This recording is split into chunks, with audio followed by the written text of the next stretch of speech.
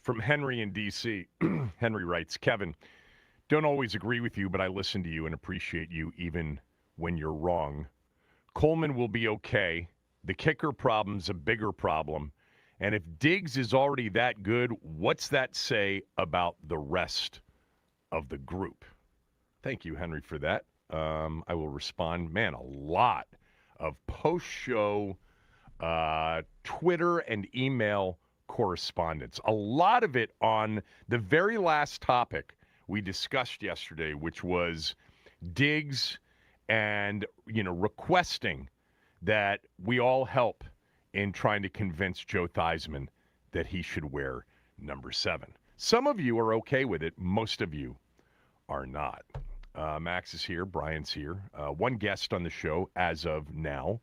That guest is Javier Goretti. Javier does a talk show in Portland, Maine, which actually is a beautiful place if you haven't been there. And he does a lot of Patriots talk on his show. He does Afternoon Drive on an FM sports station there. And he's got a lot of thoughts on Stephon Diggs to D.C. So we will get to him coming up here shortly. This is the last practice day before the joint practice tomorrow with the Dolphins. Then they'll take the day off, and then we will have the preseason game on Friday night. And still no real indication at this point from Dan Quinn about what they plan on doing Friday night. So we may not know until Friday night unless he says something tomorrow after the joint practice with the Dolphins. I can tell you this, and most of you know this, in years past with these joint practices, the coaches much prefer their veterans and their starters to get work in those more so than in the game on Friday night. We'll see. Max, if you'll hit the what do you got sounder.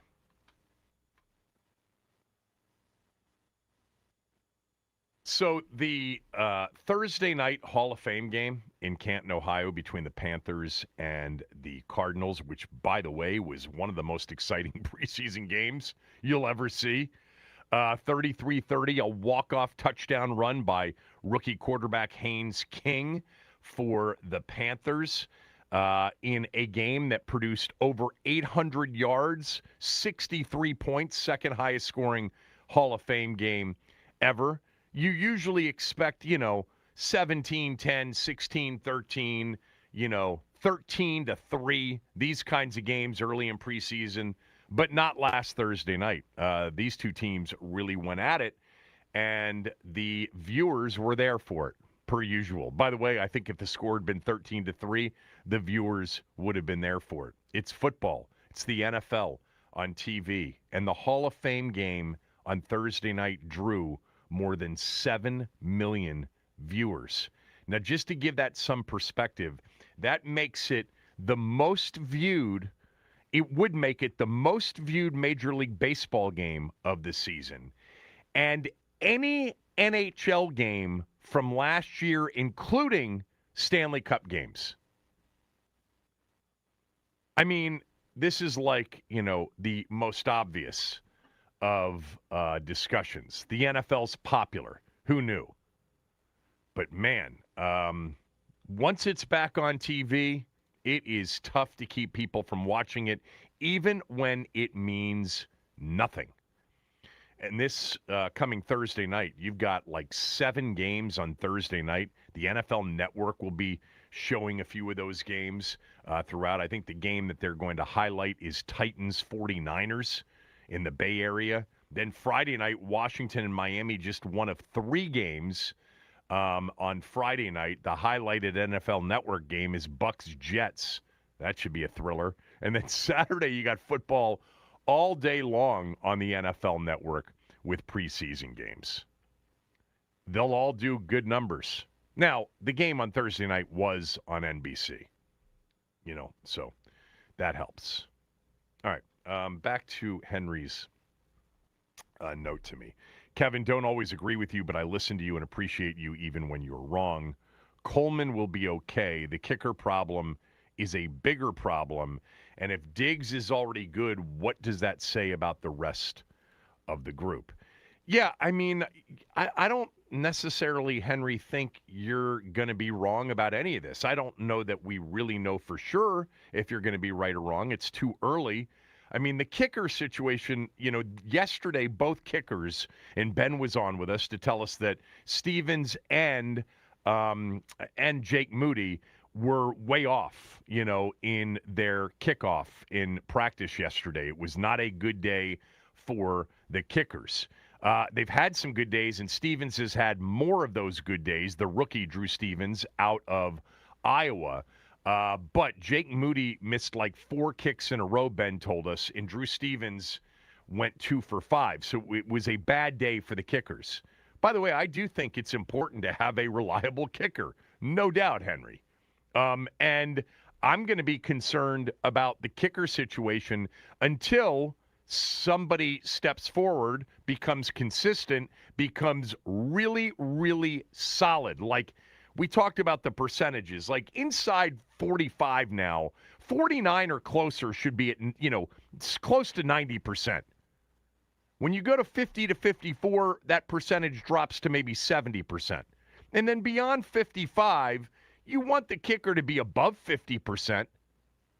So until they get somebody like that, I'm going to be concerned because it is costly not having a guy that you can count on when you get into scoring range. Look, in today's NFL, when you cross midfield, a lot of teams now, Dallas obviously with Brandon Aubrey, they're in range. Like, get me to the 45 of the other team, and we're kicking a field goal as long as the conditions are right. In Dallas, they usually are. You want to be in that position as a team where offensively, especially with the new kickoff rules, you're basically in some places with some kickers, you're 1 first down away from field goal range if that first down travels more than 10 yards after the kickoff. So no worse than 2 first downs away from field goal range. But in terms of saying the kicker problem is a bigger problem at this point because the kickers didn't have a good day yesterday, you might be right, Henry. There's no way to predict that. A couple of weeks ago, remember, maybe it was last week, Max, I read a lot of the tweets from last year. I've done this the last few years. I go back and I'll read a lot of the tweets and a lot of the stories from a year ago in training camp. And, last year's training camp, man, a lot of the focus was just on how good the secondary was going to be and how much improved the defense seemed to be during these training camp practices and how bullish and optimistic those that, fans, beat reporters, whatever, man, the secondary's become a strength of the team. The defense is going to be better. Joe Witt Jr.'s found his groove. And the other thing that I read about last summer was how people were gushing over Matt Gay's big leg and ability to kick beyond 50 yards. Matt Gay, week 2, Thursday night, Lambeau, 1 for 3 from 50 and out.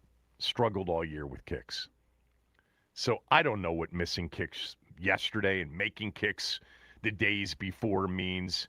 Remember this, if they don't like who they have, there will be kickers to choose from in about, 25 days.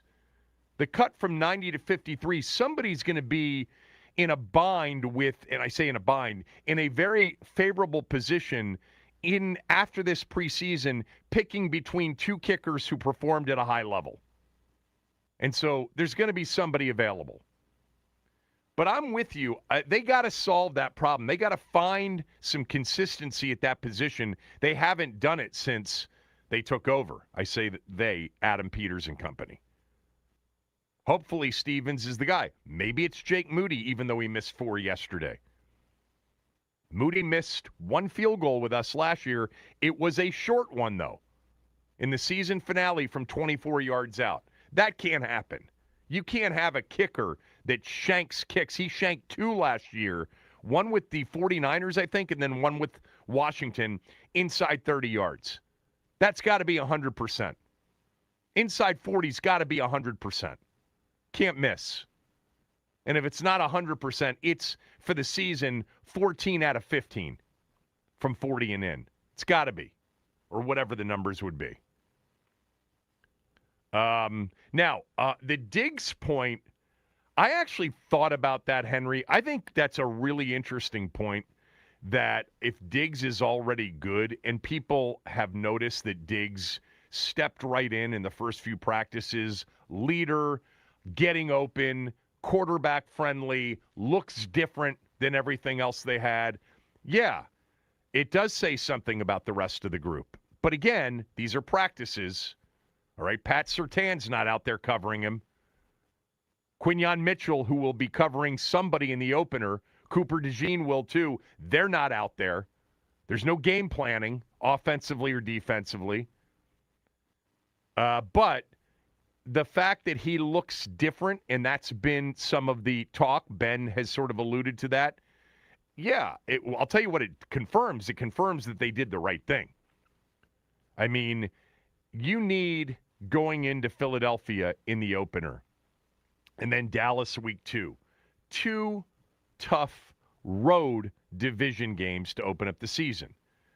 You know, we don't know if the teams that they're playing are going to be great, but on paper, the Eagles look good. You know, it'll be a tough game. Week 1's always weird. You know, last year the Patriots lost to the Raiders in week 1 at home, and they went to the Super Bowl. So week 1's always a bit of fool's gold, a bit of a head fake.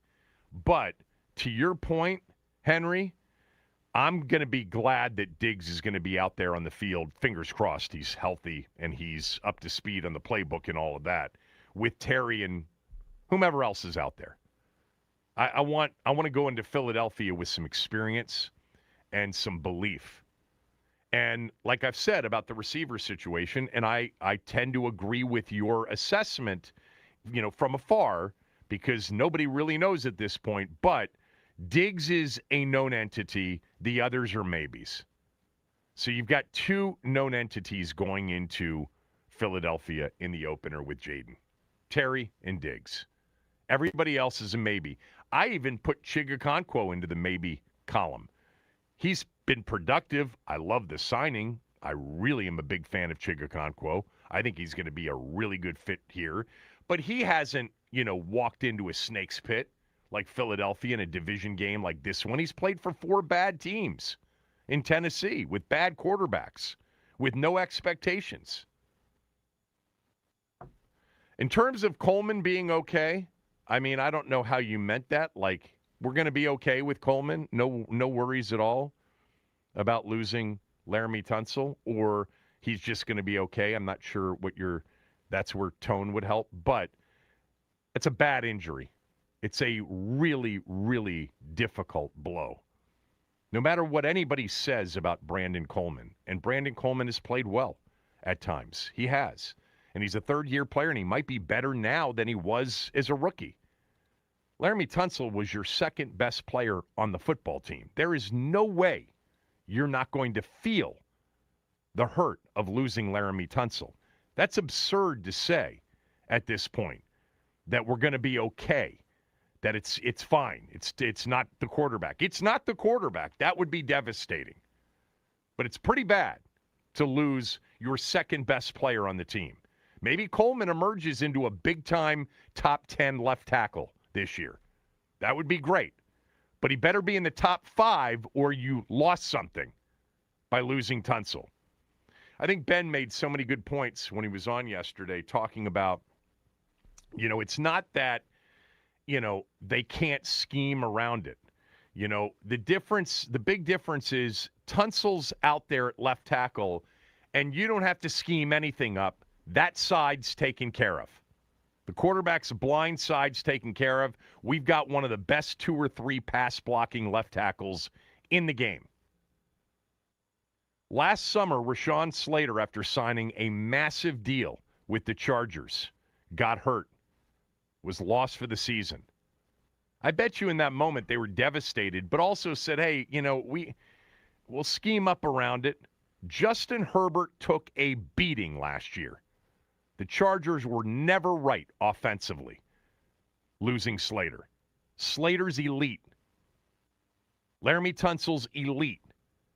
Brandon Coleman has not proven at this point, maybe he will, He's not an elite left tackle.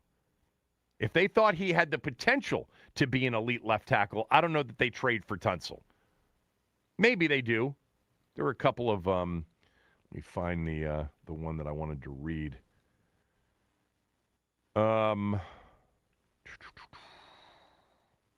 Somebody essentially just said, I'll find it at some point. But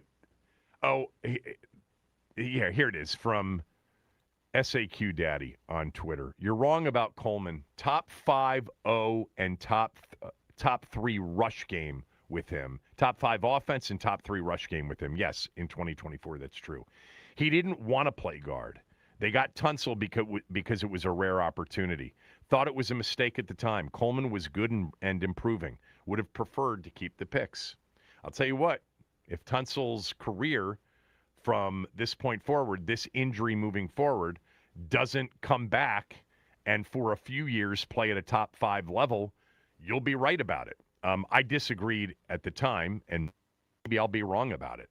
I mean, they got a phenomenal performance from him last year, clearly, but on a team that was so wrecked everywhere else. But it was clear that Tunsil was a major, major presence on their offensive line, and one of the best to do it in the league. Now, as far as Coleman's, contribution to top 5-0, top 3 rush game, he had a contribution in it, no doubt. But remember, that top 3 rush game, the quarterback was a part of it as well. The top 5 offense, the quarterback was a major part of everything. And a lot of it wasn't necessarily on script. It was off script a lot of the time. They clearly viewed Coleman more as an inside player in last year's offseason after his decent rookie season. Because if they didn't view him that way, they would have moved him to right tackle, even if it was seeking out that rare opportunity, taking advantage of it with Tunsil being available. They would have moved him to right tackle and picked a receiver or somebody else at the end of the first round. But that's how they saw him last year. But year 3, these players, like I've said many times before about drafts, you need 3 full years to really judge them. So Coleman may end up being, who knows, the second best player out of that draft in 24. He was a starter and a good one. You're right, SAQ Daddy. He was in 24. And thank God they have him. Thank God they have an option like that. I did want to just read one more tweet because I read this right before the show and it made me laugh, from D-Reds, who sends me very good tweets. Kevin, love you, bro, but your Caitlin Clark glazing is tiring. She is not even top 5 in the league. Either commit to watch at least the local team or stop. You didn't even know who Olivia Miles is. Embarrassing. That's like, all I watch is Dak, but can't name another QB in the NFL. Yeah, you know what? A lot of Cowboy fans, all they watch is Dak. I'm not going to stop talking about this stuff related to the business of the league. To me, that's very intriguing. And I'm not going to stop watching Caitlin Clark when I come across her games. It's not like I have the schedule and I'm seeking them out. But if I'm in front of the TV and the Fever are on, the Indiana Fever, I will probably watch it if there's nothing else on. Although the time is fast coming when the only thing that's going to be on is football in my household. But you're right. I'm sure it is incredibly embarrassing that I did not know who Olivia Miles was. I'm not a fan of the WNBA. I don't know what you want me to say. Is she the one that scored 43 the other night? I thought it was an Irish last name. She wasn't the one that scored 43 the other night, right? No, I'm hearing that was Kayla McBride. Yeah, right. There you go. Okay. Thank you for that. Keep them coming, D-Reds. You make me laugh for sure. Lot of Diggs stuff yesterday when we started talking about him requesting number 7. We'll get to that on the show today again and give you guys a chance to weigh in because we only got a couple of calls in there at the end of the show yesterday. But when we come back, there's something interesting about Washington's schedule The schedule game's a very difficult game to play, but there's something interesting that I just kind of came across over the weekend that I wanted to share with all of you.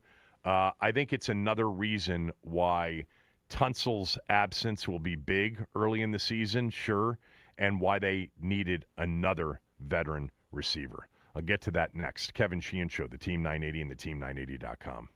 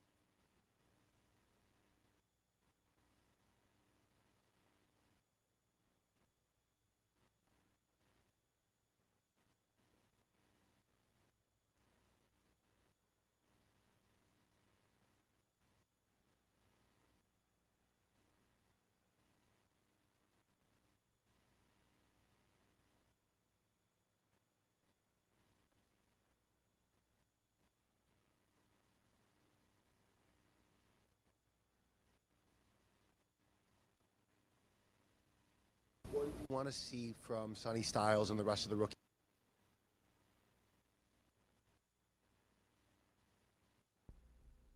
Not hearing anything. Regarding your kickers evaluation, how much weight is put on what's done out here versus during a preseason game, and is one more important than the other, especially with one guy being a rookie? Yeah. I would say for that position, like the selection process is ongoing, but these practices obviously carry a lot of weight, so they all cumulatively add up. Like in the preseason game, it's good, but it's not like ramped up, for them in that way. It's not quite the same as some of the other position players, but it's definitely, a part of it for sure, as well as the kickoffs. Okay. I don't know if we learned much from that. I mean, I guess I always thought that kicking in preseason games, when there is a kicking battle, that there is importance there. I mean, they're doing it every day in practice, and there is some pressure associated with those kicks, but it's not the same as being in a stadium with some fans against an opponent that isn't wearing your team's jersey, with referees, with a clock, with a scoreboard, the whole thing. I mean, the number of opportunities, though, can be so limited. I wonder who will kick first on Friday night. Was that asked today? It was not asked today who will kick first. We just got that question. I would bet you Jake Moody gets the first chance as the veteran. That sounds like something or the way this organization would go about it. Do you think that does the first chance mean a PAT after a touchdown, or is it a field goal? Is that your, I think first kicking chance. Honestly, first kicking chance, Moody's out there, PAT or field goal. I'd split it into halves. If it's a PAT and the next opportunity is a field goal, Stevens gets it? Yeah, personally, I would just split it into halves. I'd be like, Moody, you get the first half. Stevens, you get the second half. That's how we roll. Or, if you really want to do it, you alternate quarters. Okay. All right. We got something to keep an eye on. I'd keep an eye on kickers around the league, too. And in these preseason games, or, the news coming out of some of these camps, if there's a team with multiple really strong kickers, Washington doesn't have to pick one of these two if neither one of them is a source of confidence. We'll see. By the way, Olivia Miles, very impressive, D-Reds. For second pick in the draft out of TCU. I paid tuition there for one of my boys, and wonderful school. She's averaging 20 points as a rookie, 6 assists, nearly 5 rebounds. Very impressive, and she's on that Minnesota team that's 27-7 and has the Kayla McBride, who scored 43 and set the WNBA record the other night with 10 three-pointers. Interesting. All right, so Washington's schedule gets a lot of, there's always a lot of discussion about the schedule. Oh, my God, it's just unbearable. It's tough. How I feel if you've been listening for more than a year. Playing the schedule game is a very dangerous game, and it doesn't usually work out like you think it will work out. Meaning, last year, if you had Seattle and New England on your schedule, were you worried? You certainly weren't worried if you had New England on the schedule. If you had Washington on the schedule last year, you were probably worried. If you had Kansas City on the schedule last year, you were probably worried. If you had Baltimore on the schedule last year, 3 of the top 5 win total teams last year didn't qualify for the postseason. It's not who you play, it's when you play them. The league changes so much year to year, and then it changes so much week to week. And injuries are the second biggest determinant to a game and to a season after who is your starting quarterback. Top 2. Quarterback 1, injuries, who's available to play 2. So what I'm going to say, I'm prefacing with, I understand that it may not work out this way. But I am going to point out that on their schedule, based on what we know today in terms of what the rosters look like, the coaching looks like, what they did last year, what they're projected to do this year, they're going to face some hellacious defensive football teams with a new offense, with a new offensive coordinator, a new scheme. without their left tackle available to them in Laramie Tunsil. I just went through because it just struck me over the weekend. I'm sure maybe we mentioned this when the schedule came out, but I started to go through it, and I started to look at the DVOA numbers, the DVOA metric numbers for 2025, then looked at the rosters. Has there been significant change in rosters or coaching, et cetera? I mean, they play the top 5 and 6 of the top 7 defensive football teams from last year, and those teams haven't changed much at all. The number 1 defense in the league per DVOA last year was Seattle. They visit week 3. The number 2 defense in the NFL, and maybe the best defense at the end of the season, was Houston. They play Houston much later in the season in December. The number 3 DVOA defense, and they played it last year on the road in early December, was Minnesota. They've got Minnesota late in the season. The number 4 DVOA defense for the season last year, it was the Rams, although the Rams were not playing great defensively at the end of the year and into the postseason. But they've added Myles Garrett. Aaron Donald's coming back. They added Trent McDuffie. This looks like one of the best overall rosters going into a season we've seen in a long time. They play the Rams in week 9 at home. The number 5 DVOA defense last year was Philadelphia. They open with them, and they play them twice, as they do every year. The number 7 defense DVOA-wise last year was Jacksonville. They played Jacksonville late in the season. Those 6 teams really haven't changed overall significantly, with the exception of the Rams, who've just gotten better as it relates to the personnel that they're going to put on the field. Philly, you could almost say, as well, has gotten a little bit better.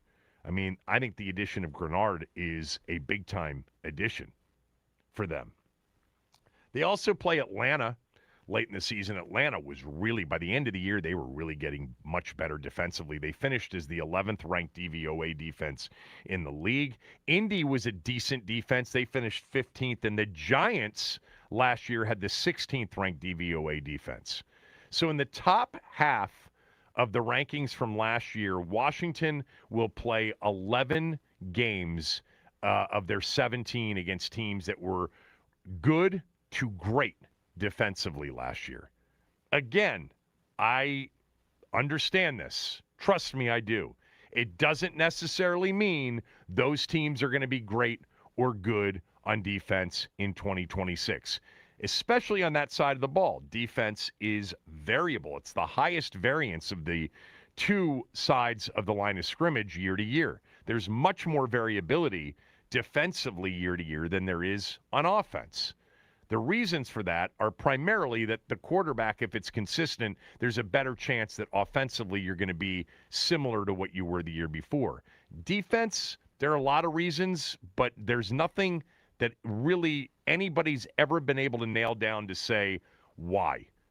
I mean, I've had Aaron Schatz, the creator of DVOA, on the show many times, and I've asked him that question. Why is defense so variable year to year?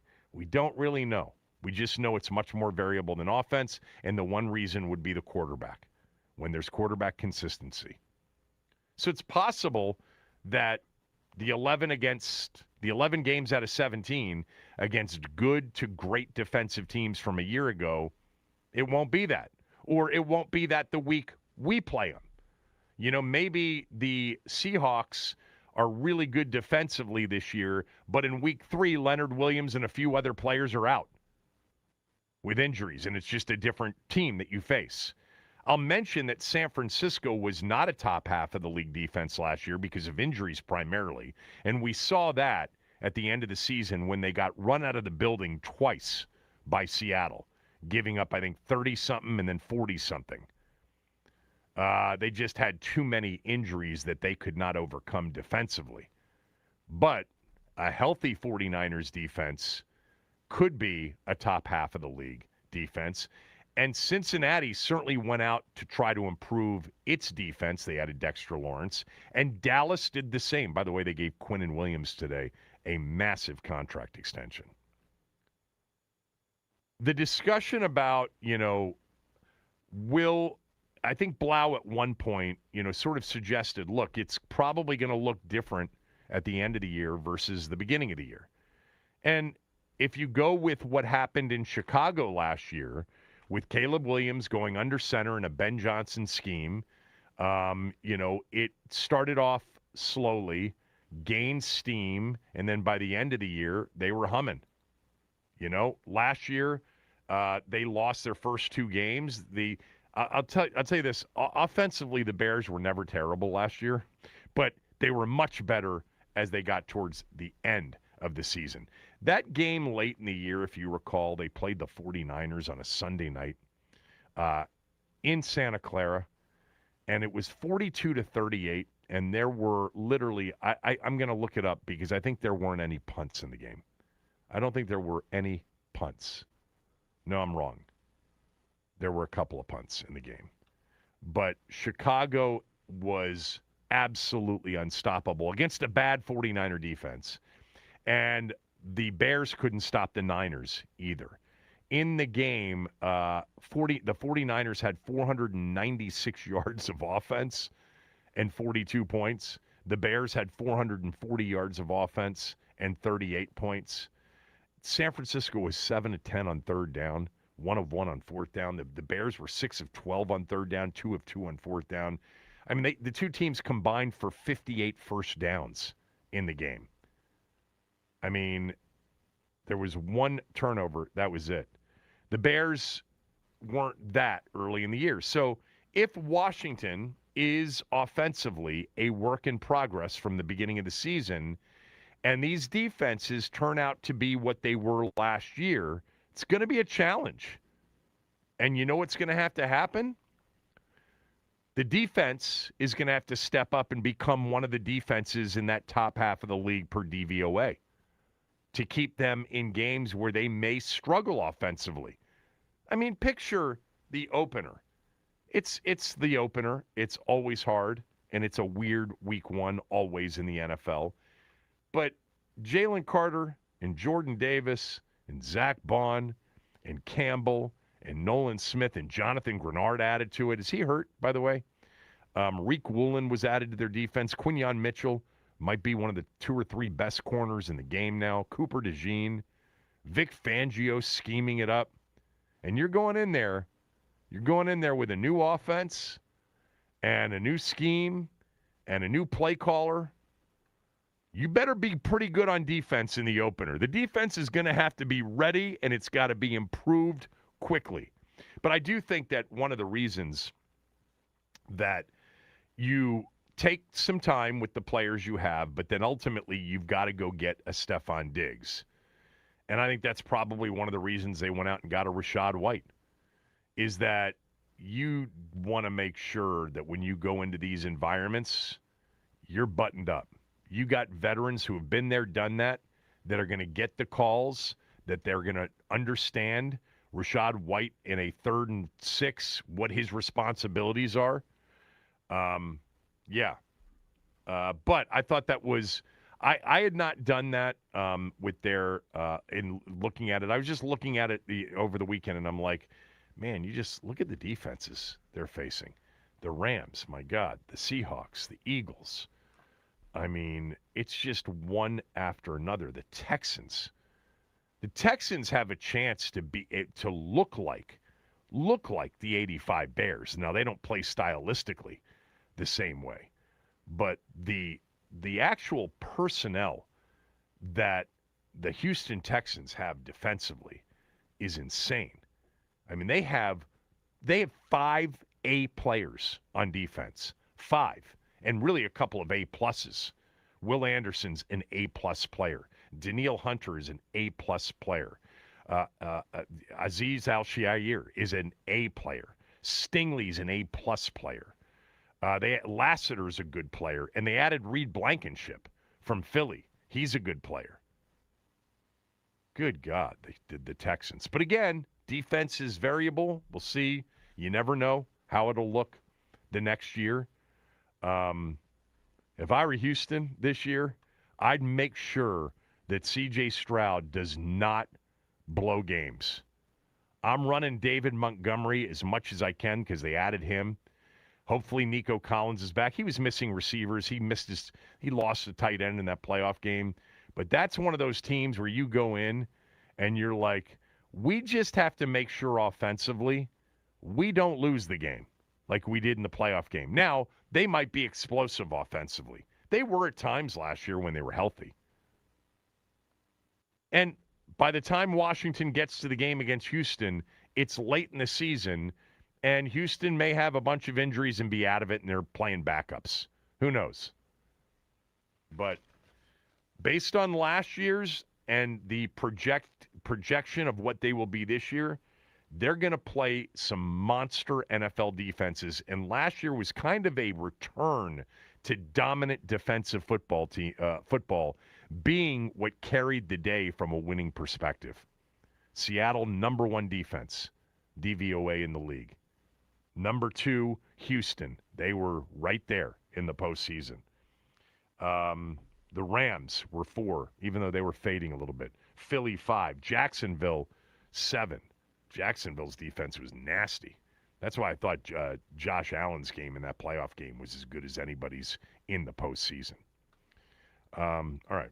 Dan Quinn spoke this morning.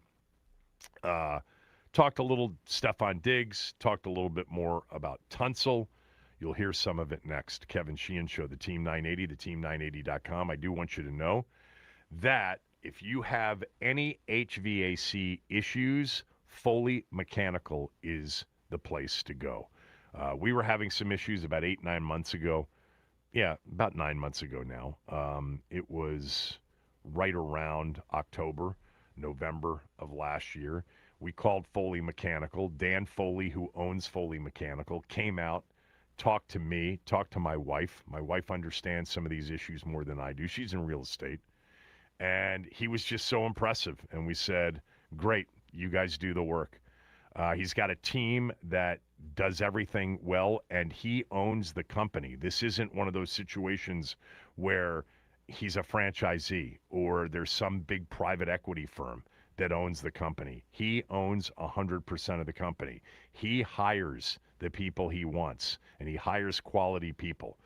They're professional. They're skilled. They're really smart. They're a full-service Foley Mechanical is heating and air conditioning, hot water, and boilers company. And they're the go-to for older homes with radiator heat, a real specialty. They work across D.C., Maryland, and Virginia, and they proudly install Amana HVAC equipment. If your system needs help or you just want it done right, my recommendation is to call Foley Mechanical or go to FoleyMechanical.com. Ask for Dan. He'll get on the phone. Tell him you heard about Foley Mechanical from me, Kevin Sheehan, and they'll take really good care of you.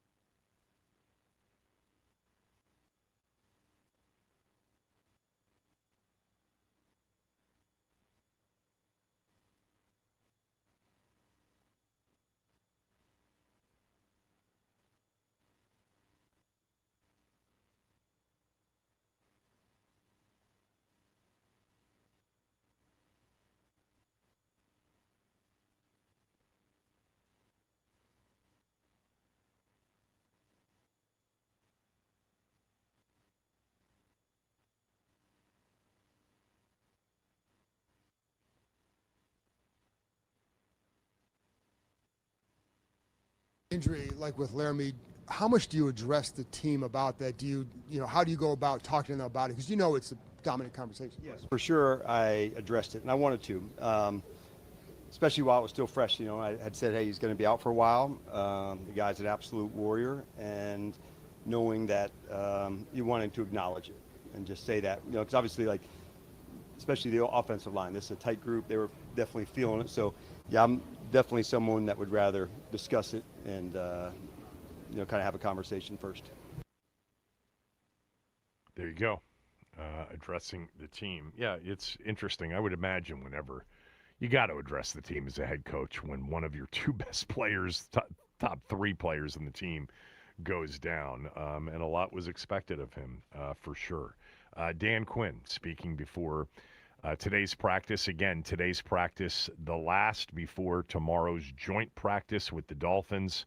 That'll be like all their practices. They happen during this show, 10:30 for that. We'll certainly try to give you as much as we can from what we're learning. We'll get Ben on afterwards tomorrow, even though Friday's his next day typically, but want to hear everything that goes on in their joint practice with the Dolphins. Then they'll have the day off Thursday, and then they'll go into their first preseason game of the year on Friday night against Miami. There were a couple of other Dan Quinn sound bites from before practice today that Max and I thought were interesting. This was him talking about, the depth overall along the offensive line. Obviously, the depth at receiver last year turned out to be a big problem. What does he think about the depth along the offensive line? You have Nick out now. You have to switch over there. Do you have any concerns about this line coming together in time? And do you have enough depth there, do you feel, to offset? I do, because I think we entered into it that way, John, to absorb a unfortunate situation such as this. And I hit Brandon yesterday and I said, it's a great feeling knowing that you put so much work into it. You're not called on to do, man, now I've got to do extra. I can do more. And so that's a good feeling that when you put the work in and your moment's called, that you're ready. And if you hadn't put the work in, then it's harder, man. I got to do more. I got to go above. I got to try things I haven't. So he really, threw himself an outstanding spring and summer. So it's not easy. The communication with him and Chris, they'll work through that. Nick will be back. He'll be out practice tomorrow in the game, but hopefully Sunday is, the return to start with him. So that's, kind of where we're at. But it's not ideal, but it's not unusual either. This is part of, resilience and going through it. And so I would say to your depth question, yeah, because of Brandon, because Andrew, we had, people in that space who was going to be 8, 9. It's close, I'll tell you what, he struggled with that answer a little bit. That's the first time I've heard that. First of all, the news that came out of that is that Nick Allegretti is out the rest of the week. No joint practice, no preseason game. But they hope to get him back at practice beginning on Sunday, which, with that strained calf, I don't know if that means that he'd be ready the following Saturday for their next preseason game against Detroit. You would really like Nick Allegretti to get some work with Jaden Daniels before Philadelphia. You got to get that. That's the position really that has to be the most kind of up in the air with Allegretti's injury. They felt so good about Allegretti, they let Biotish walk. He's a better communicator. He's, this guy really takes control.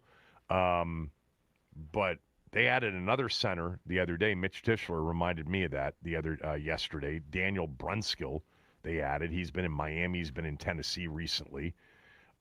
So they're loading up on some centers. I don't know if Julian Good-Jones can line up against Jalen Carter and Jordan Davis in the opener. Let's hope we don't have to see that. It's already enough the idea that Nick Allegretti's going to have to line up against Jordan Davis and Jalen Carter and Ajomo and all of the others on that Philadelphia defense. But I think I thought that there was a bit of a struggle to talk about the depth as being comfortable with it. Yes, they've got some versatility with their backups, Andrew Wiley, Brandon Coleman, Trent Scott, maybe to a lesser degree. You can't afford anything else.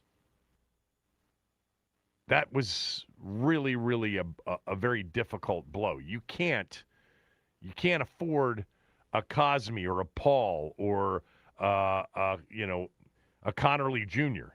You got to go into that opener with Allegretti, Cosme, Connerly Jr., Chris Paul, and Brandon Coleman ready to play. And hopefully having had a lot of work together prior to September 13th, which right now that means getting Allegretti back. Let's not forget, Coleman's had some injuries. He's had some injuries. Cosme's had some injuries. Chris Paul, Ben pointed this out yesterday. I thought it was a really, really good point. A lot of people thought one of the reasons Chris Paul really emerged last year is he was playing next to Laramie Tunsil. He's going to be playing next to the guy he's been competing with for the left guard spot. I wonder, actually, remind me to ask Ben this tomorrow. If Tunsil doesn't get hurt, who would have won that left guard battle, Paul or Coleman? It sounded like some people were leaning Coleman. But there was still a ways to go in camp and before the opener. Look, a lot of times, these teams are hesitant to put out you're going to get a depth chart prior to Friday night. We'll probably get a first depth chart today if we haven't gotten it already. Those fake depth charts that they put out before their first preseason game, Denton, that's coming out at some point today. And sometimes they'll be honest about certain areas. I think we know what the offensive line's going to look like. It'll be interesting to see how they have the receivers stacked up. He said something about the receivers, Van Jefferson and Trey Burks.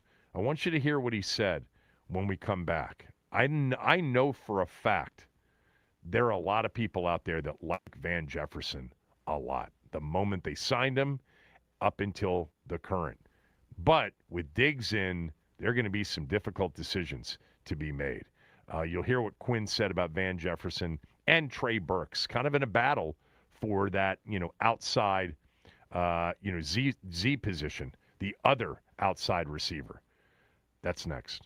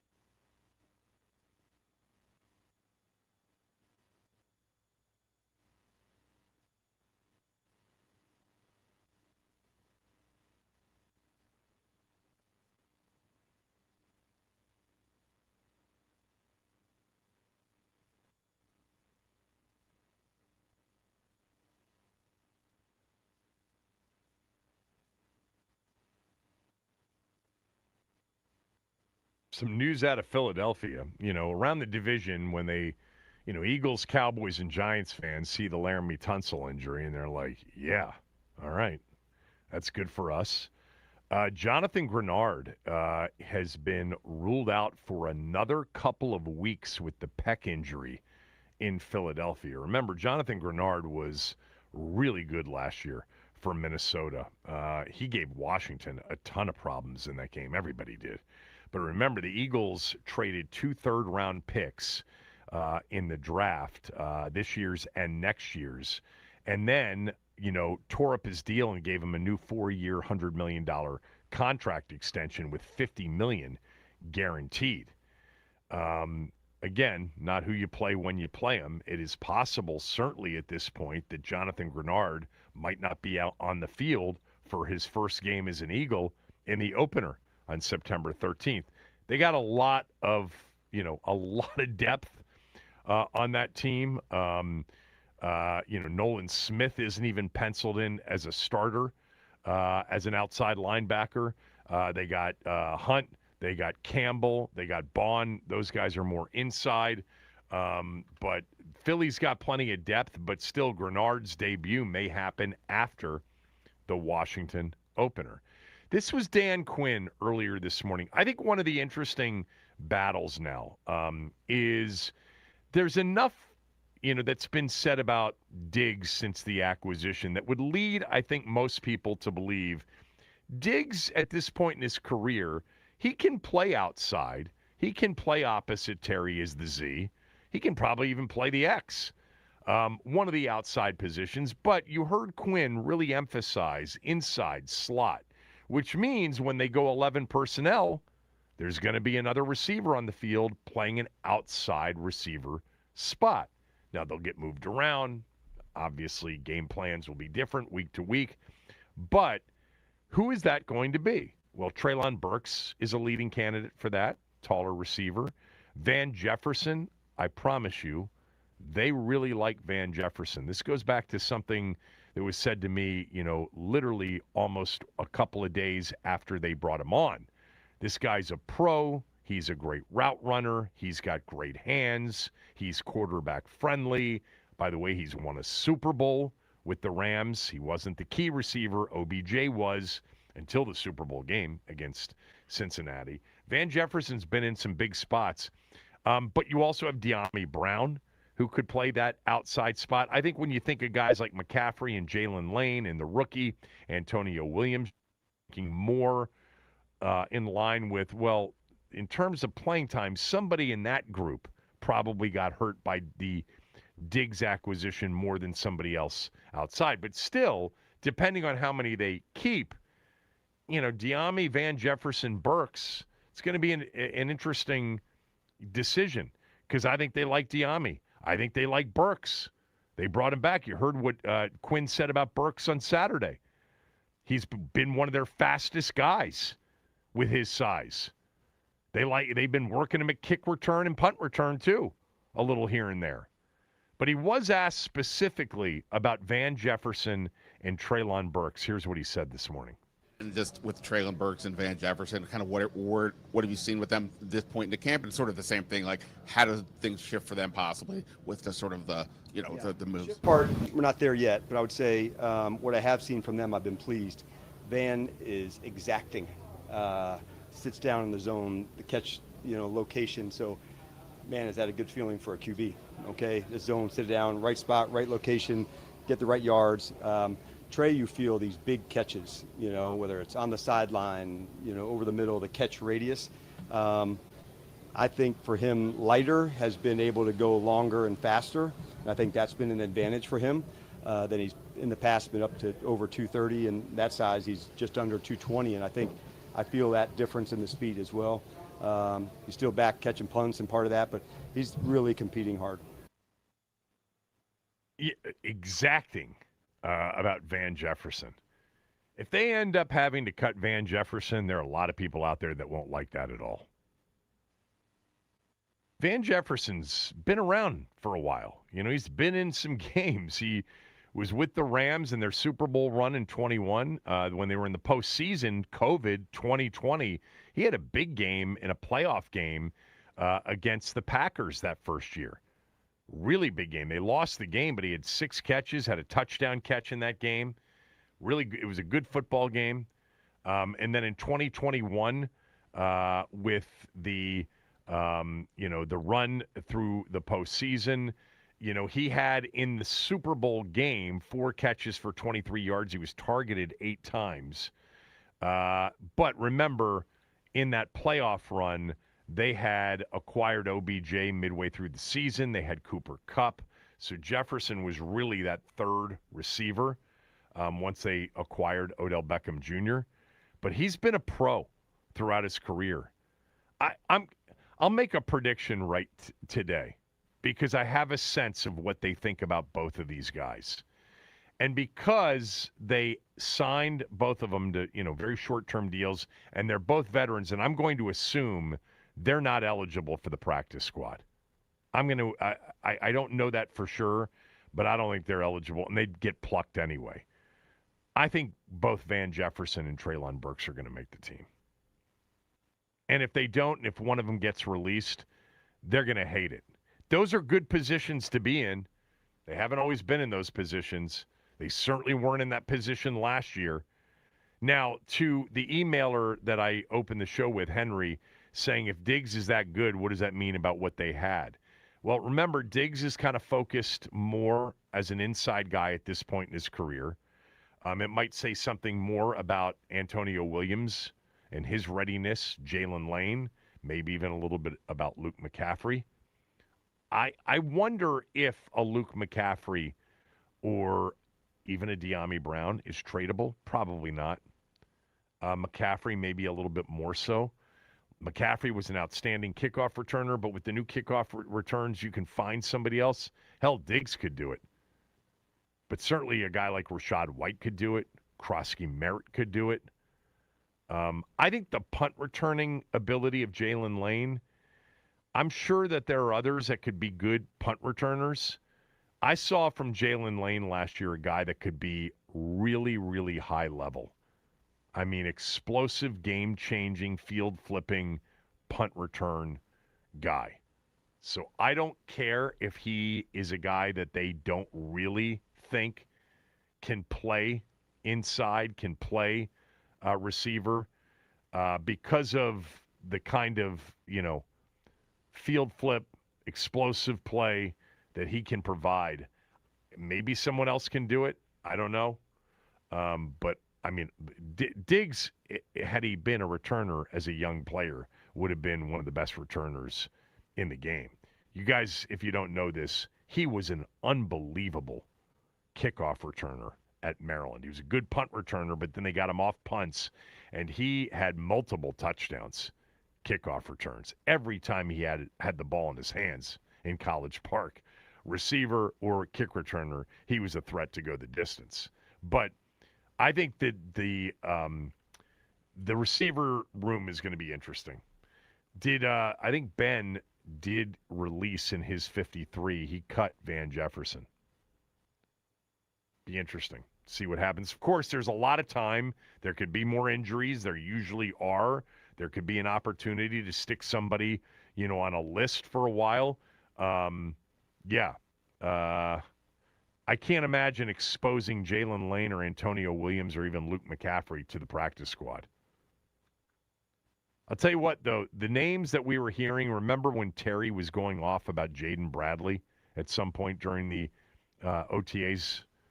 I mean, is there a spot for Jaden Bradley or a Jacoby Jones? No, I don't think so. And Nick Nash, who, has a bunch of receiver records out of San Jose State? I don't think so. Going to be a really, really interesting cut down at receiver, and we'll learn a lot more between now and then. A little bit more Quinn from this morning. This was Quinn talking about Stephon Diggs and the roles in the wide receiver room for him.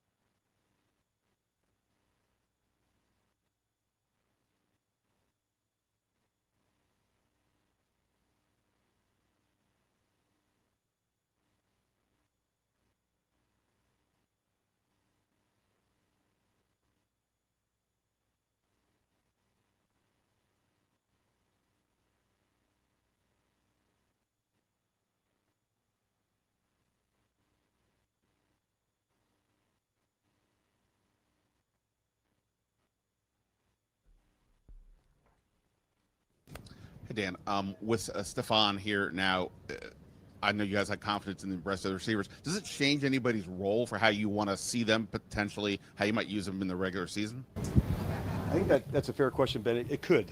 I think it's going to depend on what takes place over the next few weeks to see how roles begin to emerge. But yeah, for a player of his caliber, things will shift and move around. That's like part of that. But also there's a good byproduct of things that he's adding. What can they do? You know, like adding another veteran receiver to your room. Like they lean on Terry a lot now, having the ability to, you know, go through things with Steph. Like that's pretty valuable for Antonio and Luke and, you know, Jay in a lot of ways too. So there's definitely a trade-off. But as the roles emerge, I think that'll take, you know, the next few weeks to sort itself out. Yeah, it's going to take a few weeks to sort everything out at wide receiver. Better position that they're in than they were last year. It's still a bunch of who knows behind Diggs and McLaurin, although Van Jefferson's had some moments in the league for sure. Treylon Burks was a first-round pick. There's still some expectation from him, and they seem to be impressed with those two as much as anybody else. I think it's going to be a fascinating call for them if they don't think either their kickoff returner from last year, Luke McCaffrey, or Jalen Lane, their punt returner, both who were exceptional doing those things, if they don't think they can see the field as a wide receiver and they think somebody else that they'd be releasing to keep them as a returner could see the field as a receiver. Now, I think McCaffrey can see the field as a receiver. I'm questionable about Lane. And I'm even questioning whether or not Antonio Williams ends up being, at least in the early portion of the season, a guy that is even active and sees the field. I mean, who can take Lane's punt return position? I don't know that I'd risk it. He was really good last year doing that. Where did he finish in the league? I forget where he finished. He was up there, though, among punt returners last year. Pretty sure punt returns, his average was up there. So among those that had, because there are a couple that, you know, punt returners that had high averages but didn't have a lot of returns. Of the punt returners that had over 20 attempts on punt returns, he finished 5th in the league at 13.7 yards per return. He also had 2 touchdowns on returns. Remember that. 2 punt return touchdowns for Jalen Lane last year as a returner. So I don't know that you give up a guy like that. He's explosive. He's decisive. I mean, you saw that. He's a one cut and boom. You got to have some of those plays, man. If you're going to be a team that still we're unsure of defensively, it's got to be better than it was last year. Offensively, maybe, you know, a developmental process, maybe okay early, much better late. You got to take the ball away defensively, which they haven't done in the 2 years here with Quinn and his defensive coordinator, Joe Witt Jr. And Larry Izzo's got to continue to provide some big plays in returns. They've been excellent in kick coverage, excellent in punt coverage under Larry Izzo, and last year they were really good as a punt return team. Big decisions coming as far as receiver goes. This was Quinn talking more about Diggs. We've already seen Stephon Diggs, you know, share handshakes with his new teammates. We've seen him coach some of the younger guys up between plays. How have you seen him really start to ingratiate himself into this locker room and that wide receiver room? Sure, a number of ways. He's a good communicator, and he brings good energy to the group.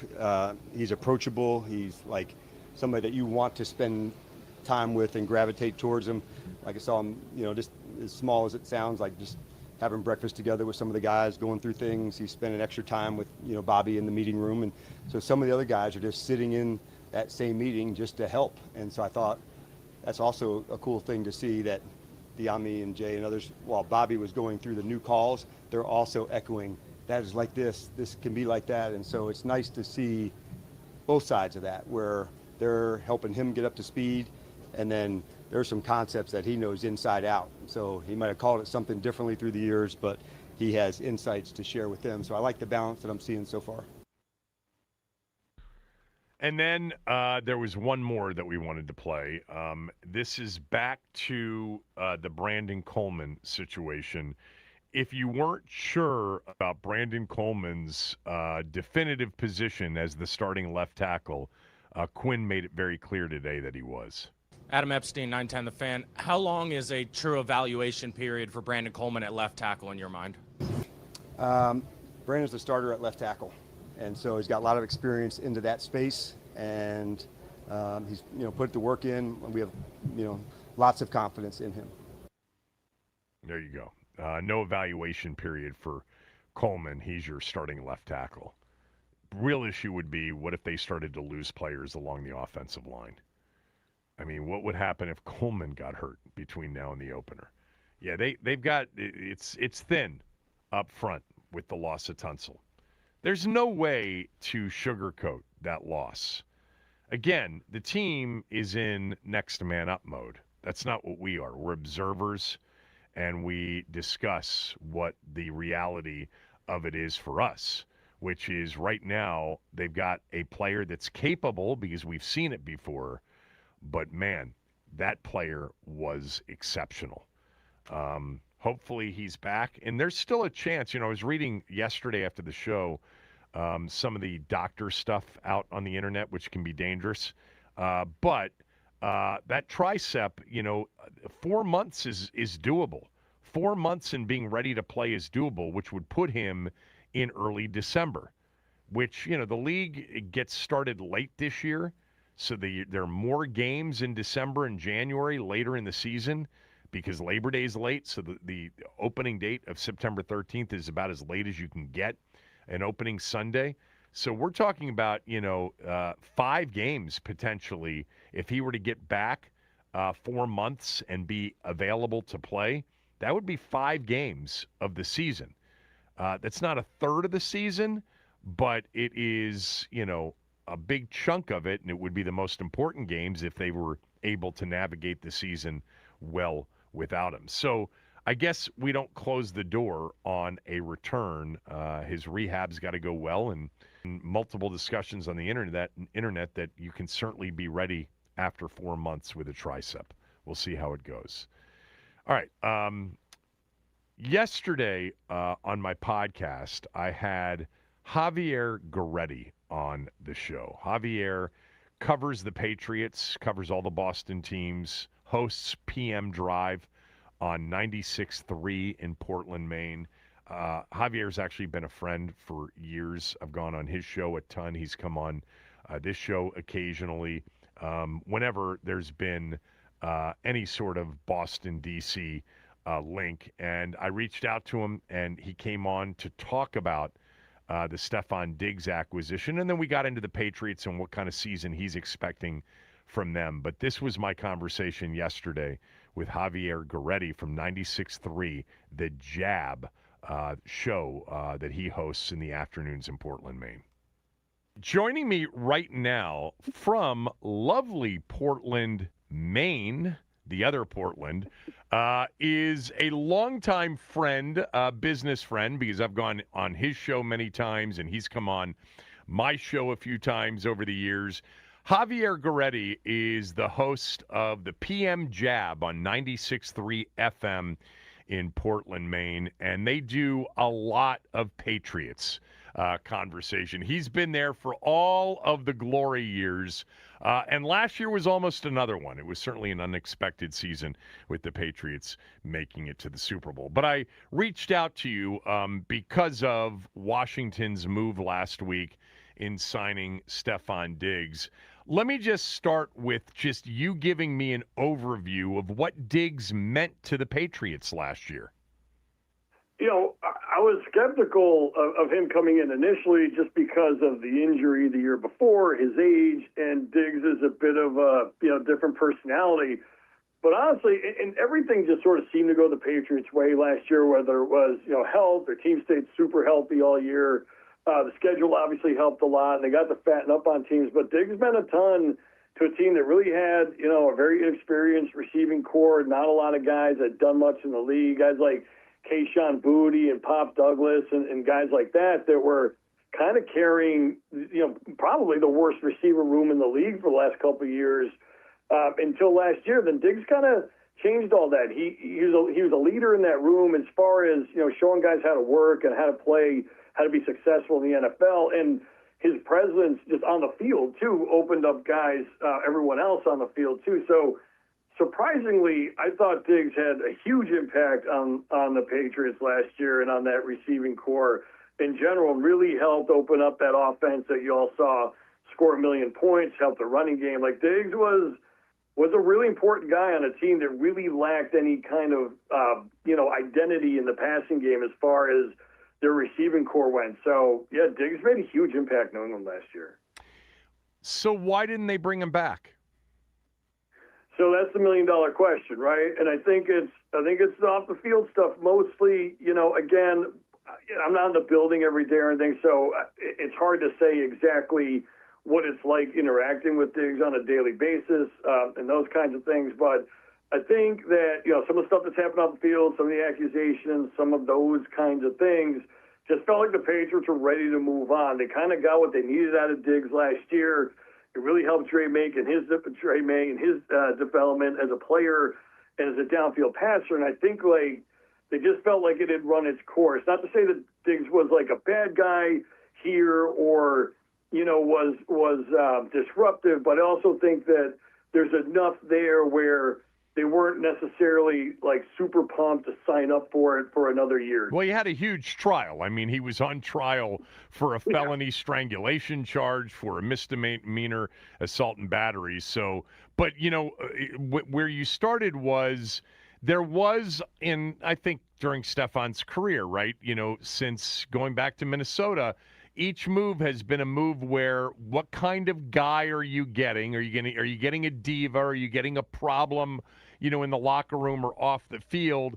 You felt that way initially, but ultimately it didn't prove out that way in New England. He was accepted and was a non-issue with respect to everything not football, right? Yes, and I think with Diggs, I think Diggs is one of these guys where, taking the personality off the field out of it for a minute, just as a professional football player, I think he's one of these guys that if he feels the people around him are competent, his quarterback's competent, and they're progressing and winning, I think Diggs is a good soldier.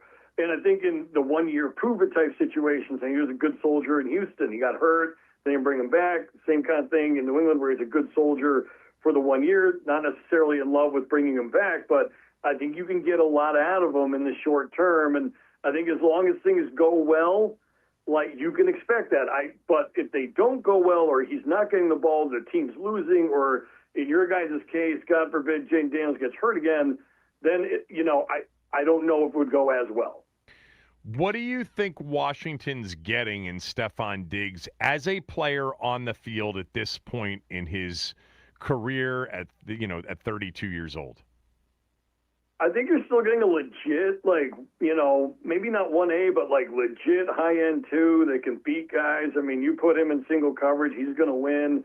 You put him in the slot, he's going to win. He doesn't have the super top-end speed anymore, but he's got more than enough speed to get away from you on a crossing route and take it 40, 50 yards. He's still a really good player. And with Terry McLaurin, and I like Luke McCaffrey a lot. I think he's an ascending player for you guys. I think, but I think with those three guys, I think Terry finally having Debo is okay, but this is a step up in my opinion from Debo. Terry has a legit number 2 that you have to pay attention to that will roast you if you're doubling McLaurin the entire game.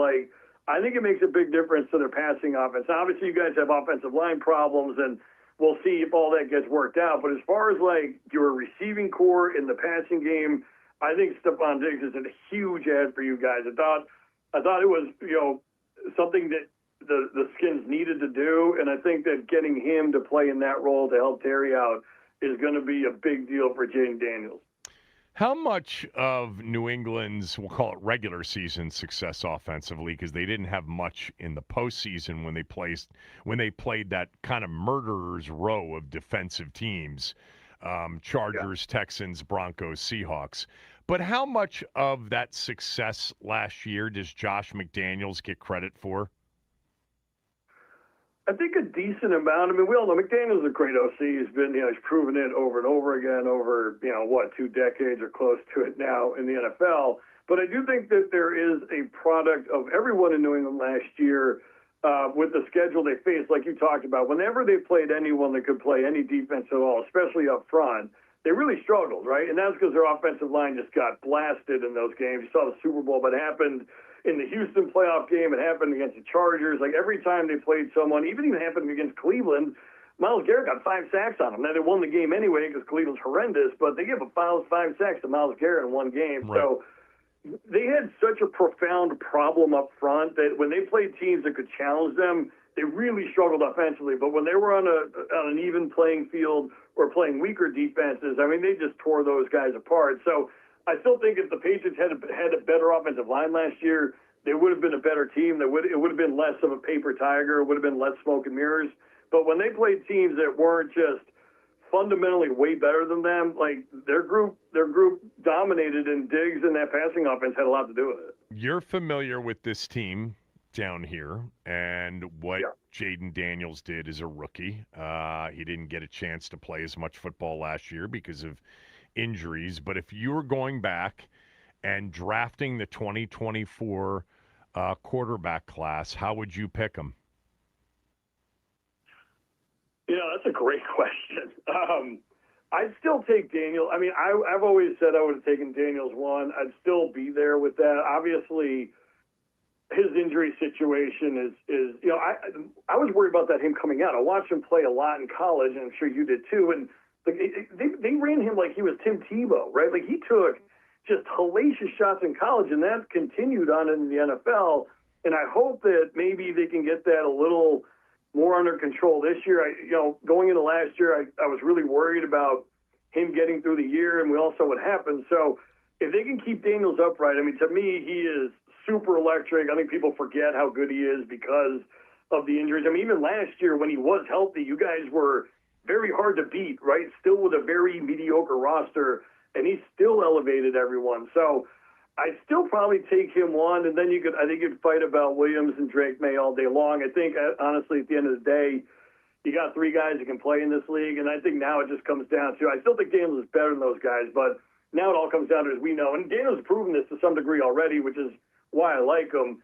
He's played in big games. He's won big games. He's been the reason his team has won those big games, and I'm not sure that Caleb Williams and Drake May have shown that yet. So I'd still take him 1, but I think at the end of the day, with all 3 of these guys, it's going to come down to like which guy can win the playoffs, which guy can win big games, which guy gets to the Super Bowl.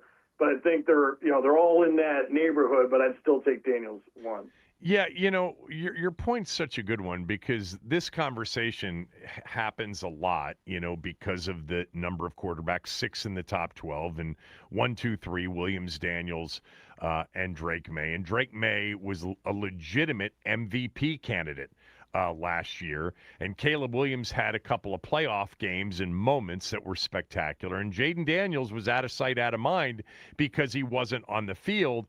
But the truth is, after 2 years of watching all 3 of them, there's a really good chance that we're going to all look back 10 years from now and say, there's never been a draft 1, 2, 3 at quarterback like that one. I mean, you probably, go back to the 83 draft of quarterbacks, obviously. But there's nothing says, even though statistically the odds say that essentially out of the 6, maybe 1/3, 2 out of the 6 were going to be, big time successes, and the other 4 were going to bounce around and maybe not even be in the league. There's no rule that says that, the longer shot odds can't come through. And I have a feeling all 3 of those guys are going to be good quarterbacks. I actually still believe in Penix Jr. as a thrower of the football. We'll see what happens there. And just quickly, yeah. I like Bo Nix a lot too. I think Bo Nix, he's got a ton of I'd take that kid in a big game any day. Bo Nix, maybe his numbers, whatever. But if there's a big game, I've got no problem playing Bo Nix in that game. Yeah, I mean I think he's a different quarterback, and I think Sean Payton is the perfect coach to have Bo Nix. But he proved a lot in some of those games, some of the big games they had down the stretch. All right, before I let you run, obviously the A.J. Brown trade, the addition of Romeo Dobbs. I'm just real quickly, who's not going to make it out of that receiver room? Because now with Booty, and I've heard, he's having a good camp. I was a big Kyle Williams fan coming in. Demario Douglas had moments last year. Are all five going to make it, or is somebody going to get traded or cut? I think someone ends up possibly getting traded or cut, but I know they love Mac Hollins, so he's another guy that is there that I don't think is going anywhere. So it's going to be interesting. I think Booty's the odd man out just because he's basically a much worse A.J. Brown kind of. He's a big down the field kind of guy. He's a good one-on-one jump ball kind of guy. And honestly, I think if they can trade him. He had an okay career at LSU. I'm sure you remember he's like the number one recruit coming out of high school. He never really lived up to it at LSU. It feels to me like maybe just like a late bloomer. Maybe he's a little immature and it took him a while, but he's really improved the last couple of years. But it feels like he's maybe the odd guy out. Kyle Williams, like you mentioned, like super fast, had moments, but at one point was like the 7th string receiver in camp this year. Wow. So he's another guy that could be out. So it'll be interesting to see which way they go on this. But I think Keyshawn would like to be traded. I think they'd like to accommodate him if they can. And, I think Pop Douglas is going to be in the slot. Obviously, Dobbs and Brown are going to take those top 2 spots. So I think for now, they're going to move him if they can get something for him, but I don't think they're going to dump him for nothing either.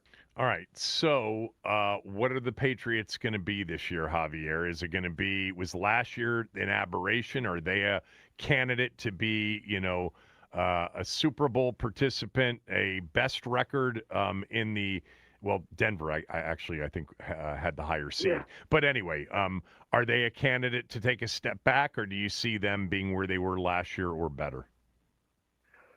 Well, I mean, hopefully, because I'm deep in the heart of Patriots country, but I loathe the Patriots. Right, I'm a Jets fan, sadly, for my existence, but.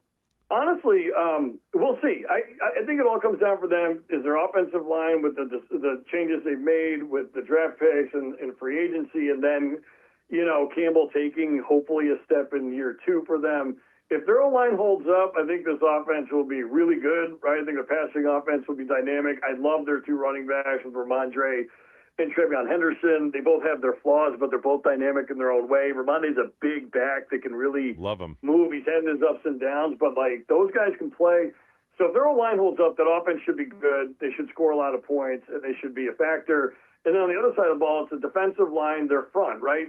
Can they stop the run, and then can they get to the quarterback? Because they have no pass rush. There's no one. I mean, Harold Landry, guys like that, but there is no one you look on that front and say, oh, my God, how do we stop that guy, right? So, to me, if their O-line protects and plays well in the running game and they get pressure on the quarterback, they could be really good. I don't know if both of those things are going to happen. If one happens, they'll be pretty good. They'll be like a playoff team. If neither happens, then maybe they do fall back to 8-9. I mean, if that offensive line struggles like it did last year, they won't beat a lot of good teams, and they have a ton of them on their schedule.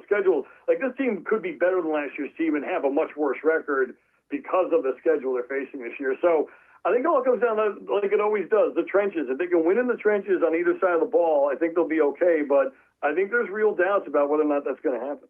All right, last one. I'm sure there's been a lot of conversation about Vrabel with you guys in the offseason. What's your thoughts on the situation that he's been involved in with Diana? And then how do the fans view it up there? I think it's like most things now, Kevin, where if they win, no one will care. If they lose, it'll be a big deal in November. The initial reports, I think, for the most part, Pats fans sort of rallied around Vrabel, right? I mean, I'm sure there's some people that didn't like what he did, and maybe rightfully so. But I think for the most part, Patriots fans just sort of, shrug their shoulders a little bit. But I do think this all depends on whether you win or lose. They got to the Super Bowl last year, so there's a lot of goodwill with Vrabel, the Patriots right now. So I think, and ESPN, clearly tried not to report on it, right? There's a lot of effort to avoid this story in like the greater sports media circles. So I think that helped.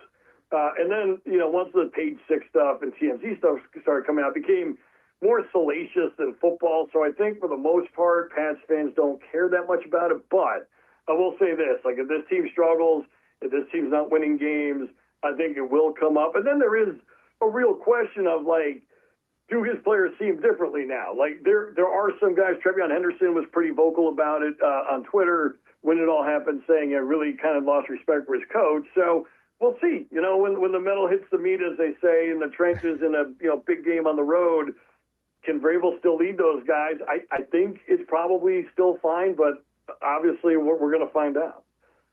Yeah, fascinating story. I mean, they're in a locker room with felons all over the league, and this guy, it was a private matter. It was infidelity, obviously. But yeah, if I were a Patriots fan, that would be the last thing that I'd be concerned about after last year. Vrabel's one hell of a coach. What's going on in his personal life is his own issue, and it can be a reflection of character, no doubt. I mean, I've known Diana for years. She's come on the show forever. Her situation's completely different because there's an ethical issue in the way she was covering the league for sure. But anyway, Javier, thanks as always. Appreciate it. I'm sure we'll be talking soon. Yeah, Kevin, thanks for having me on. Always good to talk to you. Always good to talk to Javier Goretti from 96.3 FM in Portland, Maine. All right, when we come back, there are some news and notes from around the league, including something very interesting about Washington's first-round pick from 6 years ago. I'll get to him when we return. Kevin Sheehan Show, the Team 980 and the Team980.com.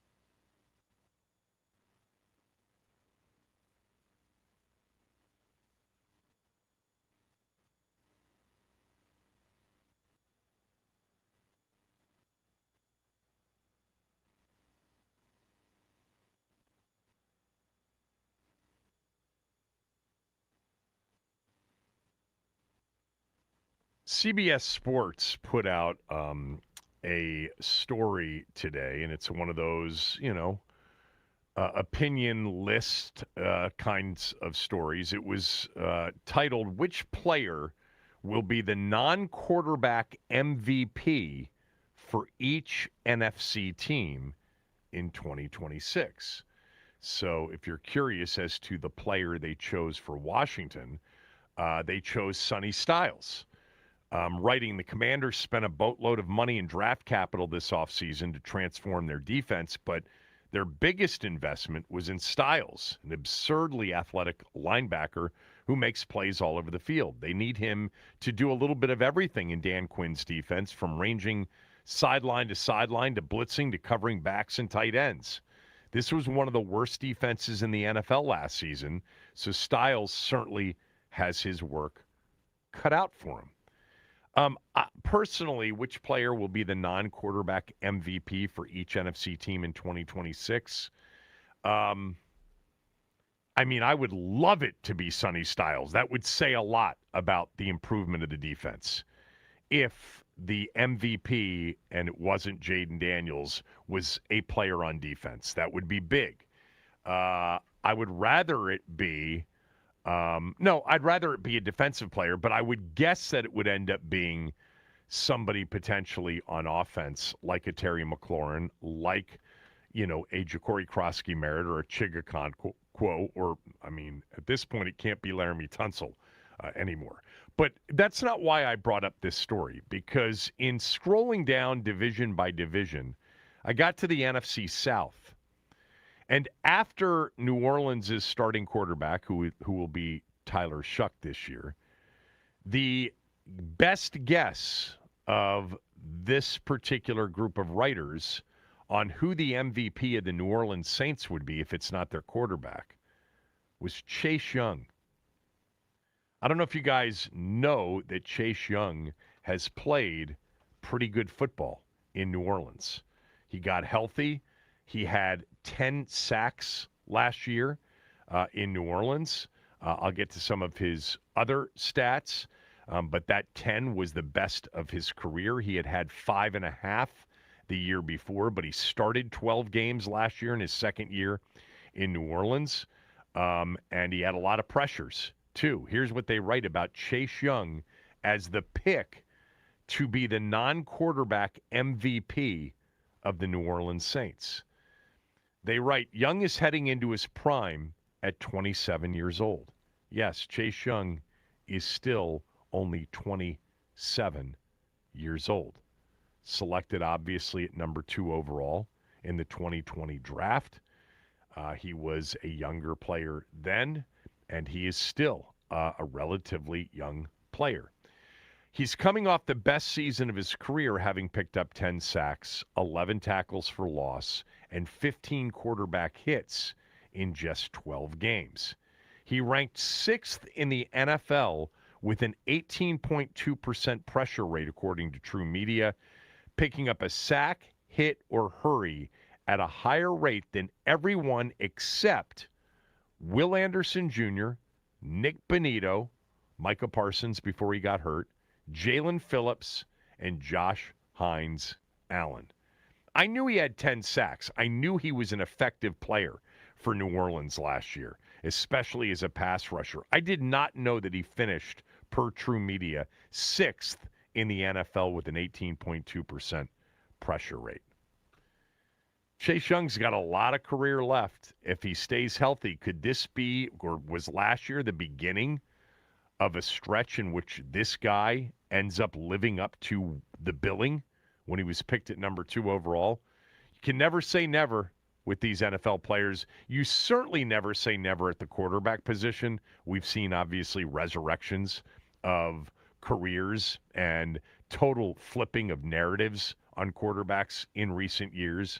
Baker Mayfield, clearly the last 2 years, Sam Darnold, and I'm sure another one is coming. But Chase Young had an excellent season last year, played in just 12 games. Injuries have been a problem, even when towards the end with us, and then even briefly with San Francisco when he went to San Francisco in 2023.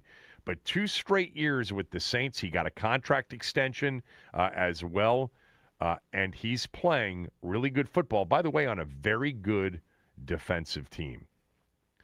That NFL top 100 list continues to whittle down. At this point now, we're down to 28, so just 27 players left. 72 so far have been unveiled. And man, the craziest thing about this top 100 NFL Network, NFL.com list, voted on by the players. This is the players voting on their contemporaries, is just the quarterback position and the rankings of these quarterbacks. It would certainly appear as if Jaden Daniels is not going to be a top 100 player. But then again, I don't know what to think with the way the players voted these players. The quarterback list right now goes at 98, Bryce Young, at 85 overall, Brock Purdy, at 77, Baker Mayfield, at 72, Jordan Love, at 69, Lamar Jackson, at 62, Trevor Lawrence, at 59, Bo Nix, at 56, Jalen Hurts, at 51, Caleb Williams, at 41, Joe Burrow, at 39, Justin Herbert, and at 33, Jared Goff, 31, Dak Prescott. Jared Goff and Dak Prescott and even Justin Herbert are ahead of Joe Burrow and Lamar Jackson? Really? I mean, who's left? Mahomes, Allen, Stafford, right? I think those are the 3 quarterbacks left. I'm assuming Jaden's not going to be on this list at this point. Did you follow that, Max? Yeah, I mean, we've you and I have had this discussion on and off air. But it's crazy where some of these guys are being ranked. Yeah, like, I mean, I've been saying it. Everyone's been saying it for weeks. Lamar Jackson at 69 is just such a weird, like, line to set for him. And then Drake May's got to be in this thing. Yeah, I think May. I mean, given the season he had last year, May will probably be up there. I think he's going to get a little bit of the Jaden treatment because Jaden was what, 21? Yeah, on the list 21 last year. Yeah, so I think you'll see Drake pop up here in like the top 25. But given the season he had last year, I mean, it makes sense that Jaden's not on the list. But I mean, the way the quarterbacks have shaken out, I've said this to Brian. I don't know if we can trust players' rankings anymore. Well, I've never really trusted players' rankings anyway. Players play in their games. They don't watch and consume as much football as other people do. But what's clearly a trend with this particular voting is the quarterbacks that were hurt last year are being downgraded significantly. I mean, Joe Burrow's not at this point. Okay, if we assume there are 4 quarterbacks left, right? That would be Mahomes, Stafford, Allen, and May. Let's just say those 4 are left. That would put him, Joe Burrow, is the 8th best quarterback in the NFL. Does anybody have Joe Burrow as the 8th best quarterback in the NFL? No. That's not even possible. That would have Lamar Jackson as 9th, 10th, 11th, 12th, 13th. 13th best quarterback in the NFL. So the quarterbacks that were hurt last year got downgraded, and that's why more likely than not Jaden Daniels isn't going to be in the top 100. But do you think there is any general manager in this league that would take Bryce Young, Brock Purdy, Baker Mayfield, Bo Nix, Jalen Hurts, Jared Goff at this point over Jaden Daniels? Not smart ones. Yeah. I think it's interesting. I mean, the biggest, the craziest ranking is Lamar as the 13th best quarterback and the 69th best player in the league when he was number 2 last year. He was number 2 last year. That's nuts. Anyway, all right. Thought you'd be interested in that. When we come back, some Stephon Diggs talk about the jersey number that he would like to wear. Kevin Sheehan Show, the Team 980, theteam980.com. Don't forget all of our training camp and NFL and Washington coverage on Team 980 is presented by Xfinity. Score the most reliable Wi-Fi, one price, 5 years guaranteed. Xfinity, imagine that.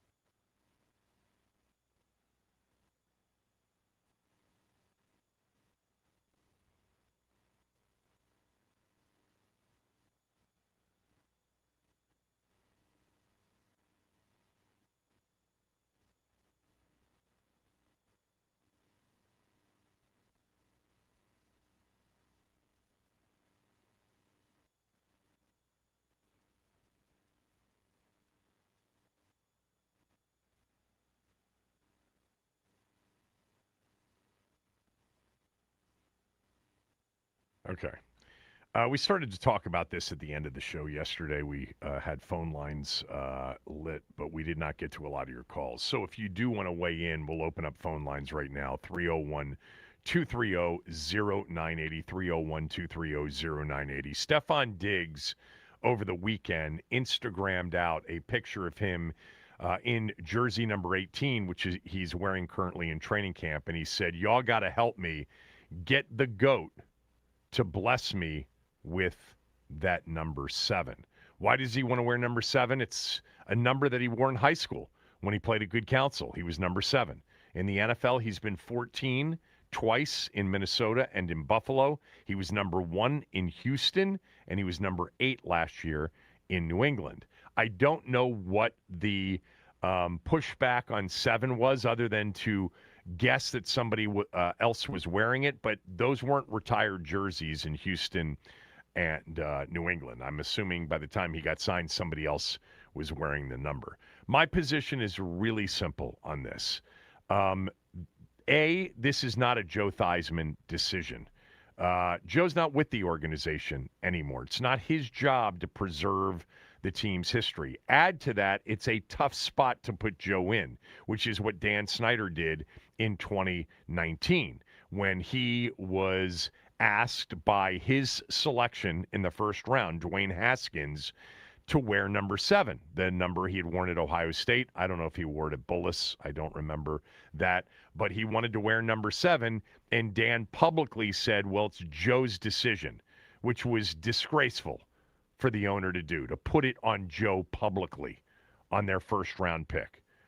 Joe had a conversation with Dwayne Haskins where he actually suggested to Dwayne, hey, it's probably better that you try to make your own mark with a different number. But if you really want to wear the number, and Joe, as a good guy who didn't want to make a big thing out of it publicly, who was put on the spot by his owner, ultimately left it up to Dwayne to make the decision, and Dwayne picked number 7 and wore number 7. Absolutely cowardly on Snyder's part. Not that that's surprising to anybody, but just a big mistake. I don't expect Josh Harris to make the same mistake. This isn't a Joe decision. Don't put him into that spot. All right? This is a team decision. My preference would be, if it's a team decision, and it should be, that number 7's not in play for Stephon Diggs. Number 7 is a jersey number worn by a player who was the quarterback of the first team that won a Super Bowl in this city, the 82 Skins, and then won a league MVP the following year. He's not the greatest quarterback in franchise history. Sammy Baugh and Sonny Jurgensen would be 1-2 in that order, probably, if you're ranking them in terms of the greatest quarterbacks in franchise history. But certainly, he would be in the conversation, and for me, would be number 3 in franchise history. No, I'm not putting Kirk Cousins ahead of Joe Theismann, obviously. I guess not obviously, for some.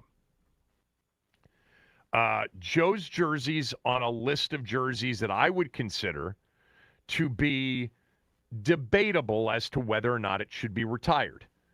I've given you the list many times before of the 7 jerseys I think are absolutely no debaters. They have to be retired once they decided to retire jerseys.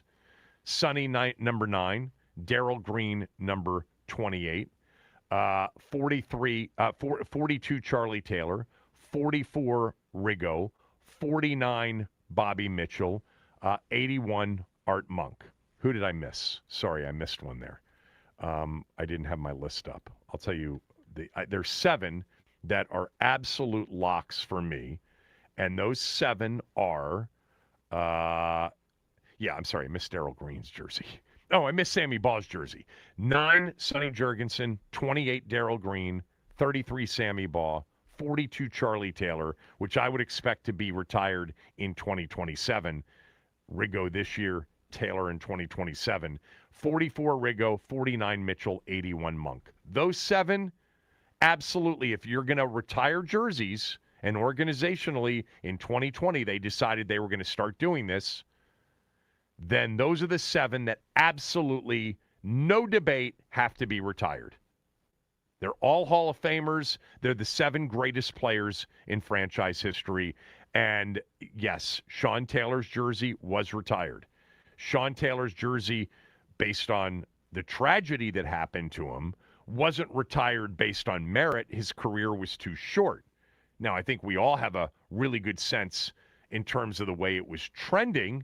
I think Sean Taylor would have been an eventual Hall of Famer and would have had his jersey retired by the organization. I put that into the next group, but it's kind of owner prerogative because of the circumstances surrounding Sean.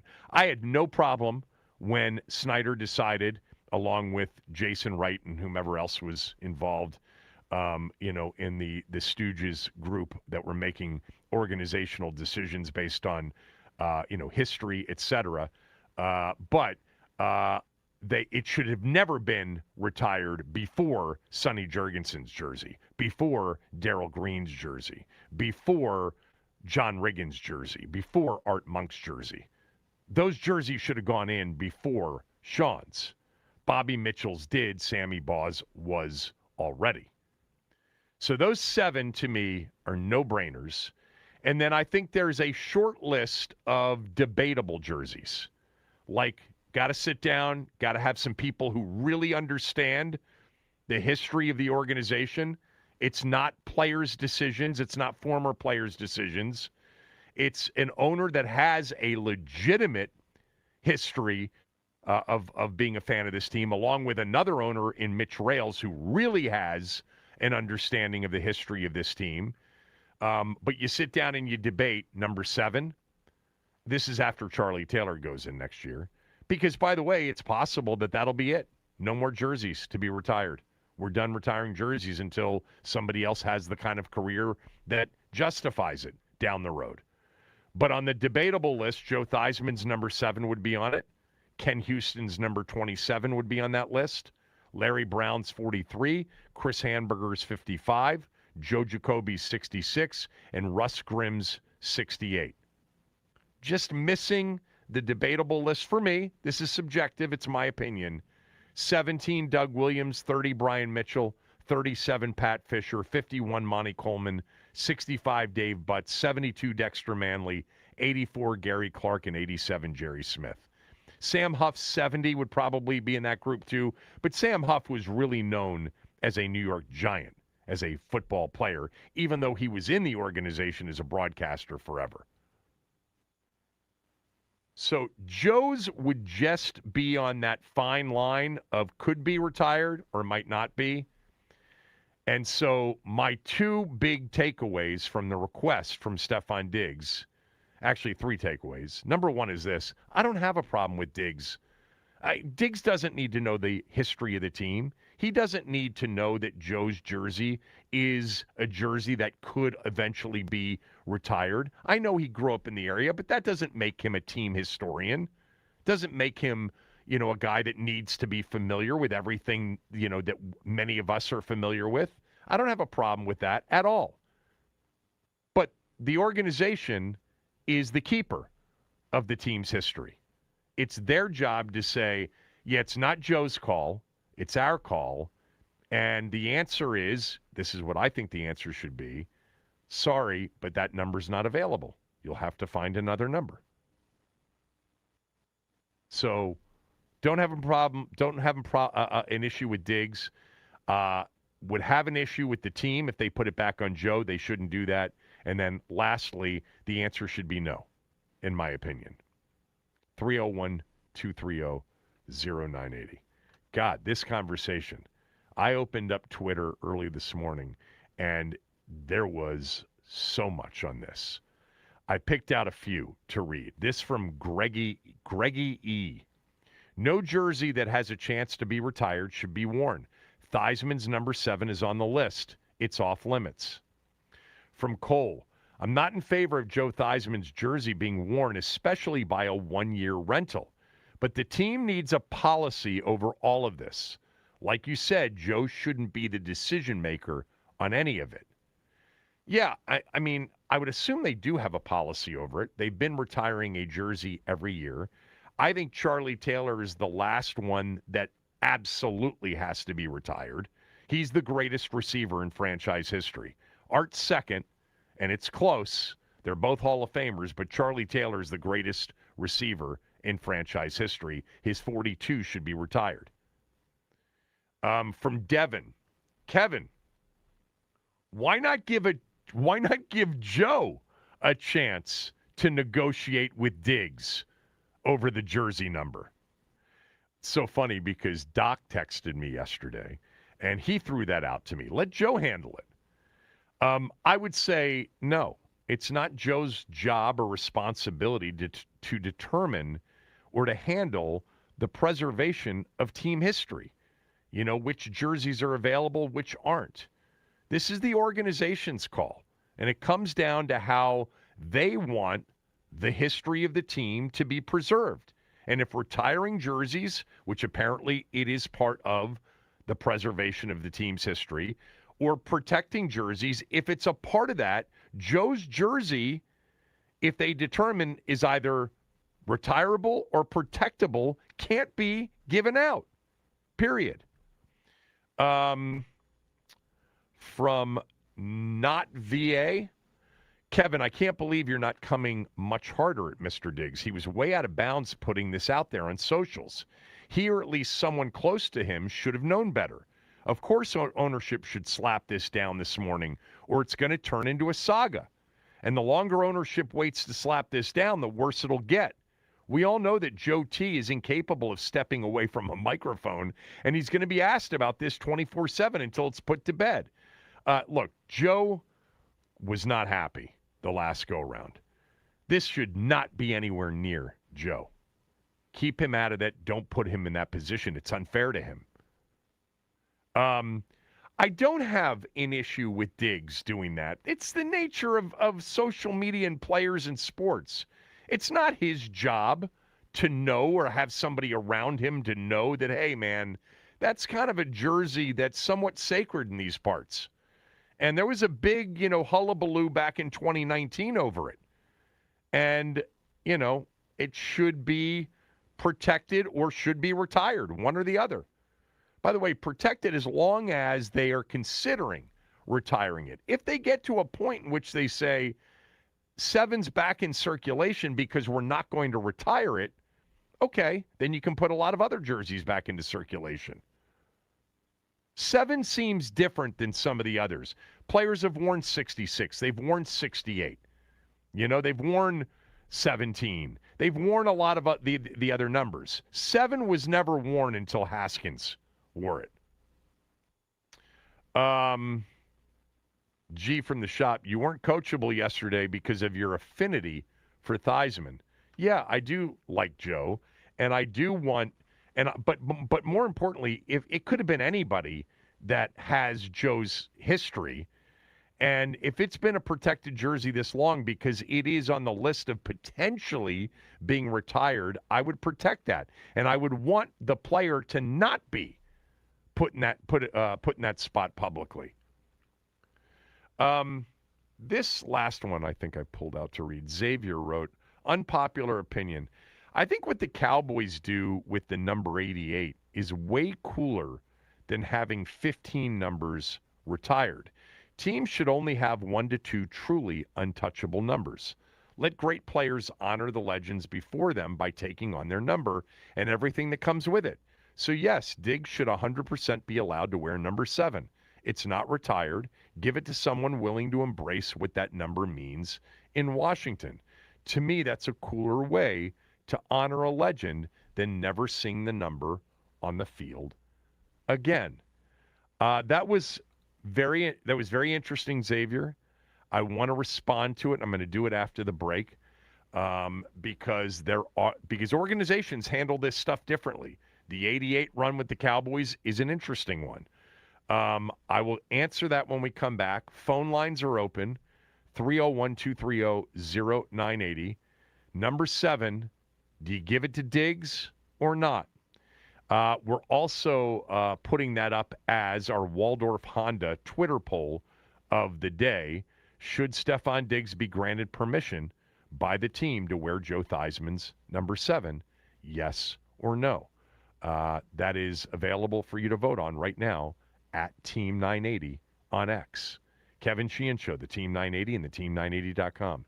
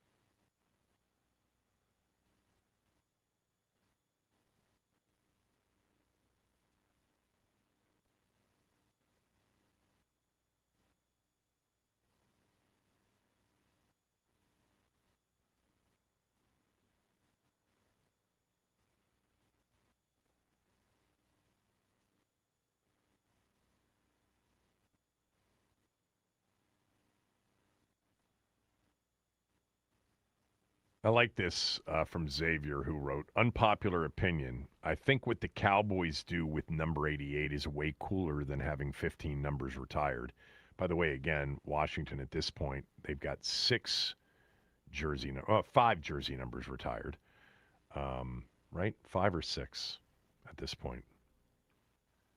The retired jersey numbers are 9, 28, 33, 49, 81, and 21. Yeah, they've got 6 with Rigo coming at 7.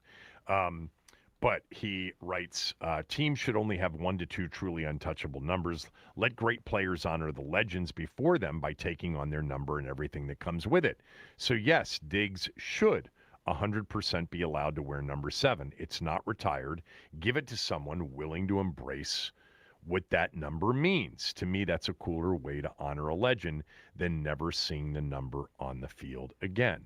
Yeah, teams have different policies. The Cowboys don't officially retire jerseys, just so you know.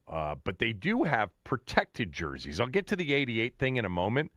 Troy Aikman's number 8 hasn't been worn since Aikman retired. Roger Staubach's 12 hasn't been worn since he retired. Emmitt Smith's 22 hasn't been worn since he retired.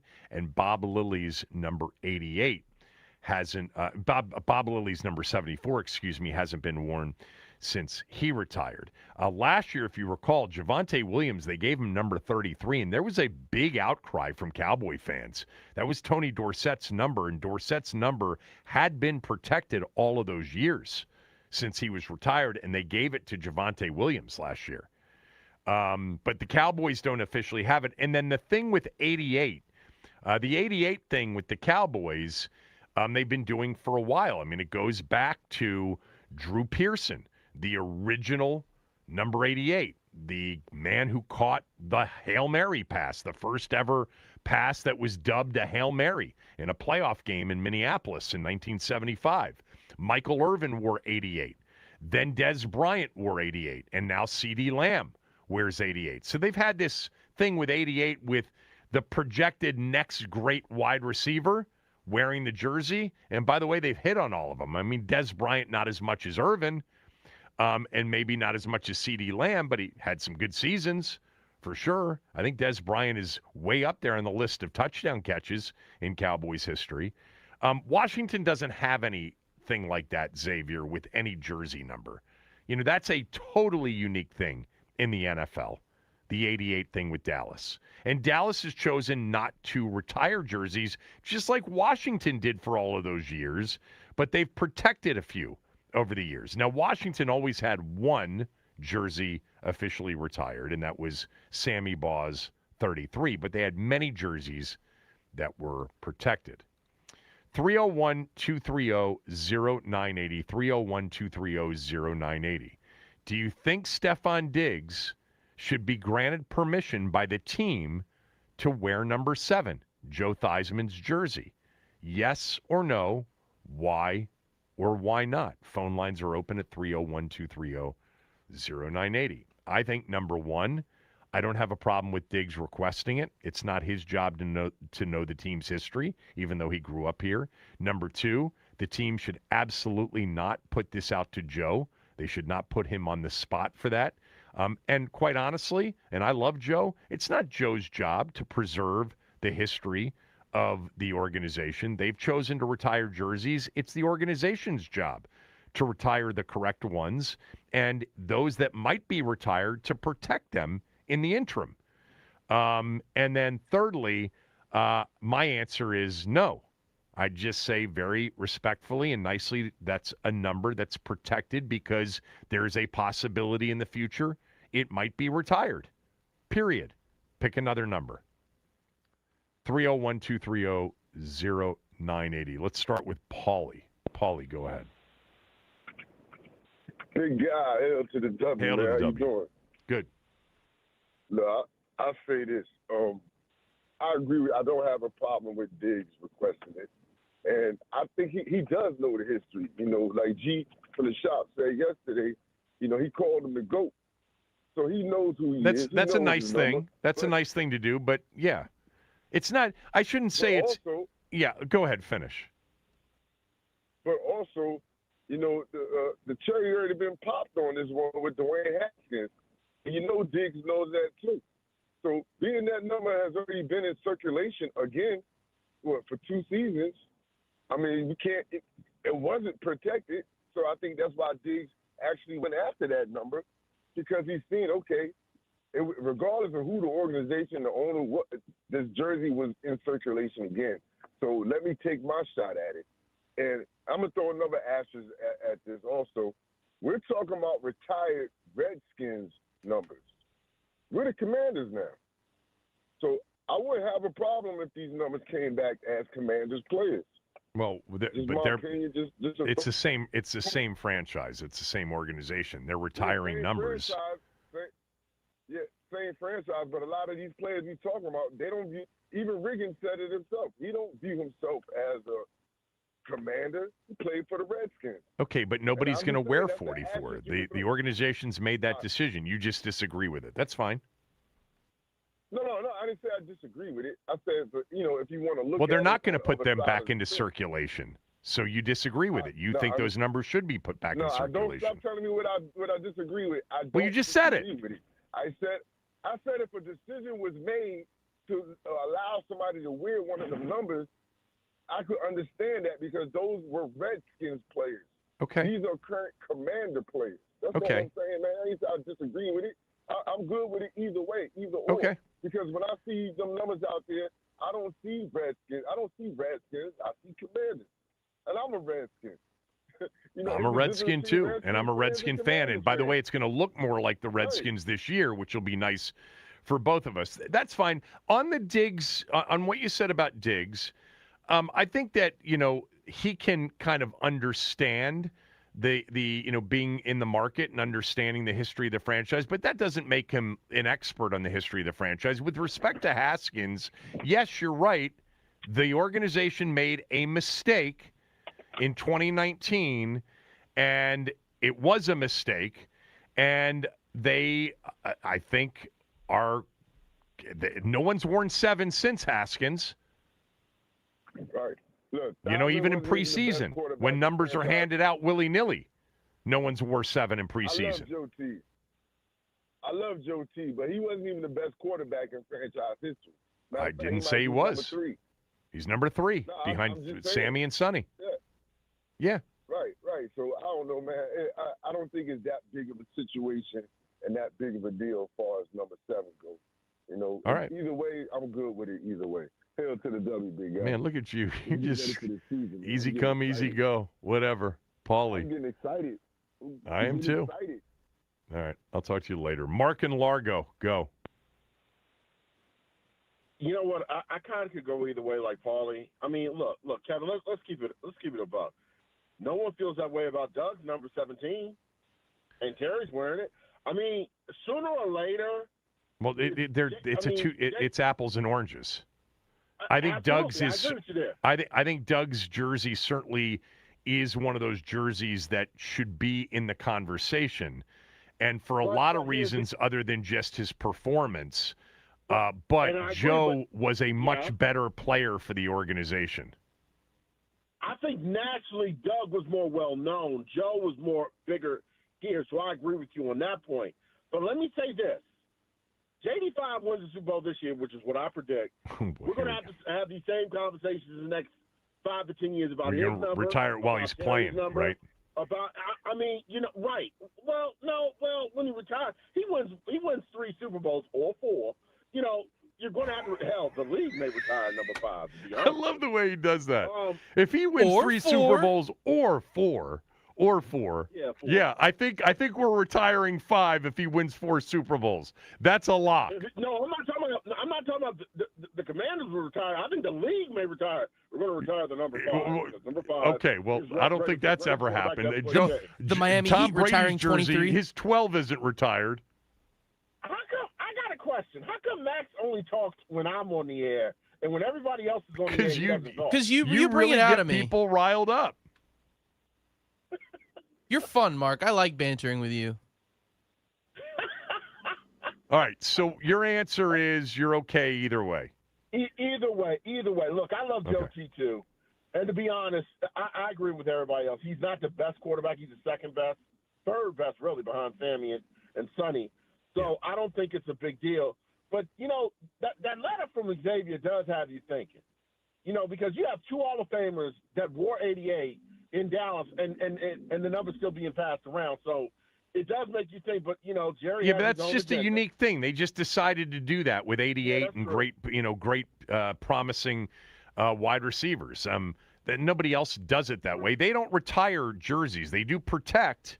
Nobody's wearing Staubach's number 12 or Aikman's number 8 or they're not or Emmett's 22. So, and that's what we did forever. We protected, with the exception of 33. We protected numbers. The franchise changed its mind. I would have not had an issue if the organization had decided not to retire numbers. But if you remember, what started this was during the summer of 2020, with all the investigations, with all that was going on, Dan and Tanya and Jason, and they all thought it would be a real nice diversion to retire Bobby Mitchell's number 49. Now, Bobby Mitchell deserves to have his jersey retired if you're going to retire jerseys, and he should have been the next one. But that's how it came about. They had a policy of not retiring jerseys beyond 33, but that changed in 2020. Kevin, let me talk to you about that situation, man, because that situation was an ugly situation. You know why Bobby left? Because Bobby was a vice GM for a very, very long time. I know. He left. I know. You know why he left? You know why he left? Yeah, because he didn't get the GM job. No, that's part of it. But someone in training camp in 2002, I think Wore 49. They gave it out accidentally. Yeah. Yes, and Bobby was pissed. That was it for Bobby. Well, remember, Spurrier gave out number 9 to Shane Matthews in training camp. Yeah. And somebody said, whoa, that we don't do that. And Spurrier had no clue. I think he also gave out 7 initially to Werfel, and then somebody said, no, 9 and 7 are protected. Werfel wore number 17. I forget what Shane Matthews wore that year. That brings you up to the comment that someone 6 he wore. The great Jim Zorn, maroon and black at the maroon and black and yellow. Because of oh my god! I'm like the 2000s. Max, the 2000s was a Ringling Brothers Barnum and Bailey show. That's when you saw Dan Snyder at his finest. My God. Yeah. Love you, Kevin. All right. I will talk to you, Mark. Mac. Thank you. Love you too. Thanks, Mark. Love you. All right. Everybody on hold, stay there. 301-230-0980. Diggs's request to wear Joe T's number 7. Should the team grant it to him or not? I say no, and I certainly say do not put this on Joe to make the decision. 301-230-0980. Kevin Sheehan Show, the Team 980 and the team980.com.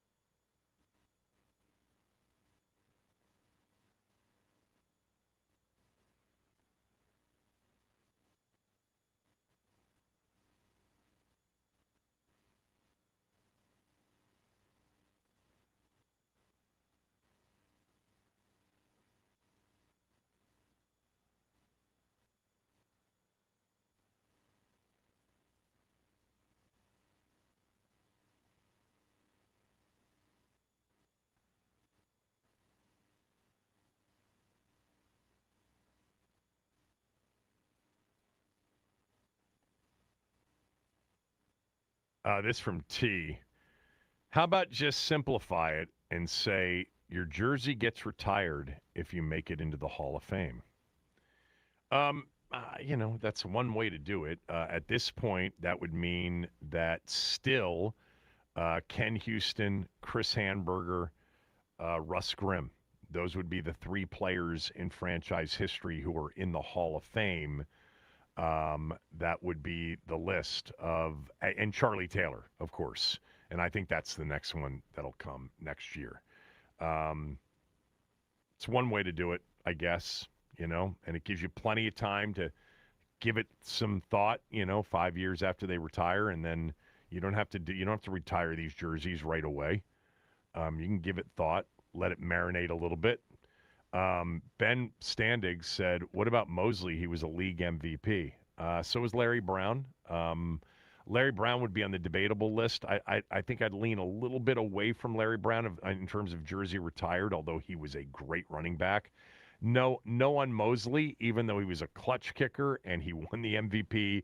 It was a weird year, 82. Strike-shortened season, just 9 regular season games played. But, yeah, I mean, Washington has 3 league MVPs on their list of MVPs who are not in the Hall of Fame. They are Mark Mosley, Joe Theismann, and Larry Brown. All right, back to the phone lines. Yes or no on Diggs's number 7? Diggs being able to wear Joe Theismann's number 7. Let's go to Tom in Columbia. Tom, thanks for holding. Go ahead. Yeah, just to start off, but what was Timmy Smith's number? 36. Yeah, see, I put Timmy Smith's number in the same category as Doug Williams. And you got to subtract and get away from the racial idolatry, take a step back from that. And I think as far as Diggs, knowing he's the kind of character, the impulse control he has, and I think he has a problem with familiarity. I see that as a behavior characteristic, familiarity. I say no to that number. He just seems like he's the kind of guy that plays better when he doesn't get familiarity and you keep him on edge. I think that's the job of the coaching staff. Okay, back to Timmy Smith and Doug Williams. First of all, Bobby Mitchell integrated this football team, but he was also a great player. Bobby Mitchell, had he not integrated the team, would have been in the Hall of Fame regardless.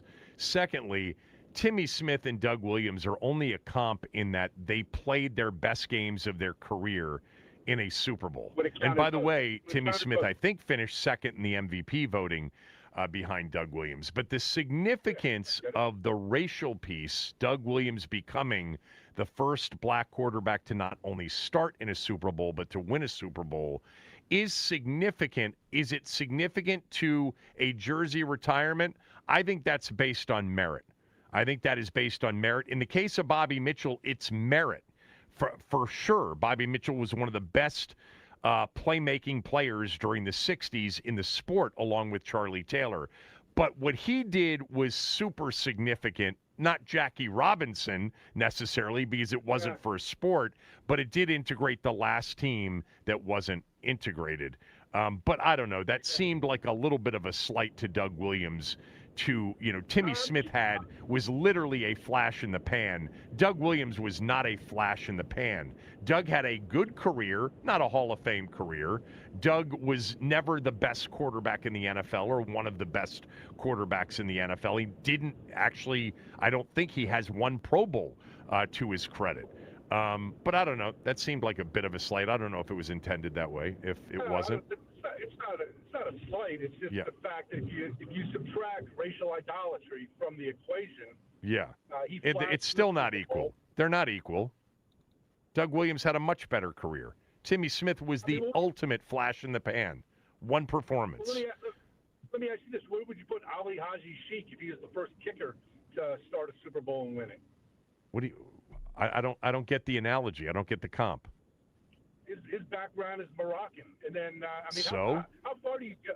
So how far do you go? I'm not disagreeing with you that I wouldn't have the racial aspect. It would be based on merit. I'm saying to you, comparing Timmy Smith merit-wise to Doug Williams is not an equivalent.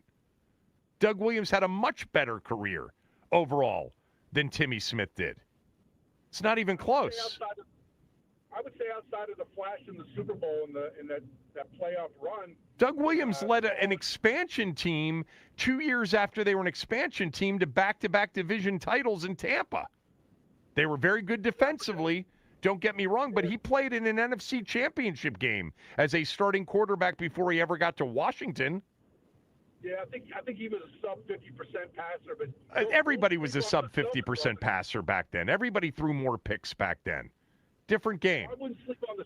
Don't negate Leroy and Dewey Selman. I just said they were an outstanding defensive team. All right, let me move on. Gary and Frederick, 7 to Diggs, yes or no? I say no. I watched Theismann. I watched Sonny. I watched them all, and Theismann with the Hogs and Riggins. God, Riggins. And the front line, I mean, yeah, they won a Super Bowl. Oh, strike shortened season, 8-1. But 14-3 the next year, he was the MVP. And if he hadn't got injured, God knows where they'd have gone. And LT. Joe in '85 was not the same quarterback he was in '83. Now the team around him wasn't the same either, but Joe was 36, 37 years old at that point. Yeah, he was getting old. But I remember when LT injured him, and LT ran out there, and he was the first one to call for help. And LT, this goes back to something you say a lot. I totally agree. He was the greatest football player of all time. I mean, in my lifetime, he changed the game. Yeah. Yeah, well, mine too. I was born in '59, and I've seen a lot of football. And he was a game-changing player. Yeah. But anyway, I still say the number 7 is maybe not retired, but don't give it up. And I don't blame Diggs. I agree with everything you said about that. Okay. About this whole topic.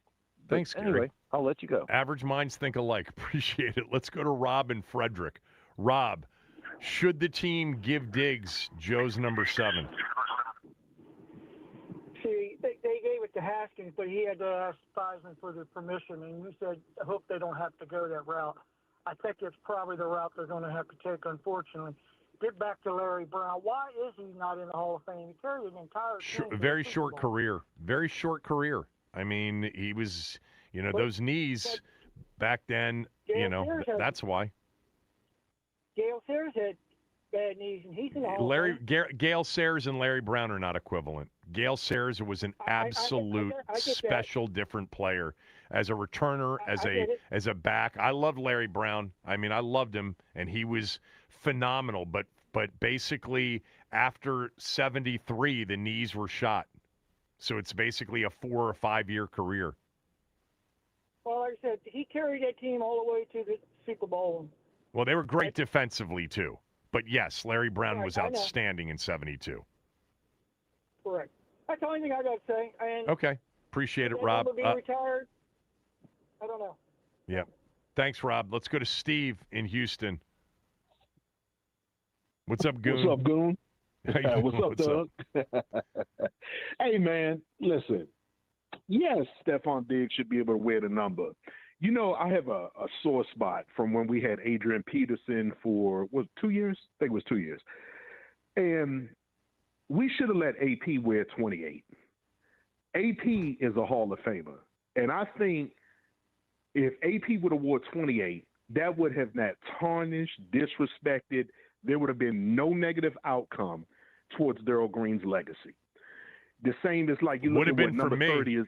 Would have been for me. I would have not stood Kevin, for you're it. making I that would have up. not stood for it. No, zero chance. Are you serious, Kevin? 100%. Absolutely shouldn't be worn. Oh my God, absolutely. Kevin. Darryl Green's jersey was an absolute. If they were never going to retire jerseys, was an absolute protectable jersey. No chance. Followed by Hall I of would have Fame been in favor player, of that. That doesn't help it out. Someone like Say AP, that who's again? a future Hall of Fame. I said even followed by It doesn't Hall matter. of Fame player. It doesn't matter. Doesn't Why to did me. Adrian Peterson wear 23 in Arizona? They didn't give him 28 in Arizona. Who would that have been? Aeneas Williams? Who would that have been? I don't even know. I can't think of the 28s in the Cardinals' history. But they didn't let him wear 28. I'm not sure, but the thing and why I Seattle didn't let him. He wore a lot of different numbers towards the end of his career. That's So true. no, That's I true. would And I have don't know what never those given reasons Peterson are. 28, and I thank God the franchise didn't. I don't even know if he requested it. Did he?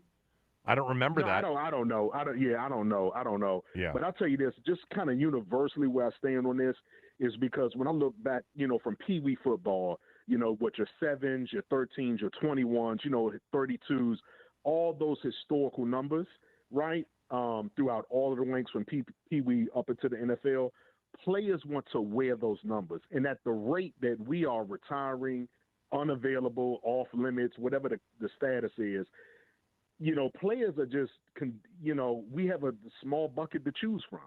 And I just don't like that. That's Understood. my reason for that. You will eventually I'm just get not to a fan of point in that. sports where, because they're not going to increase jersey numbers in the NFL to 3 digits, you're going to have to eventually let players wear retired numbers. But we're not at that point here. So I don't Right. need And to cross look at that. Atlanta. Yeah. Look at Atlanta. They still have number 7, Vic.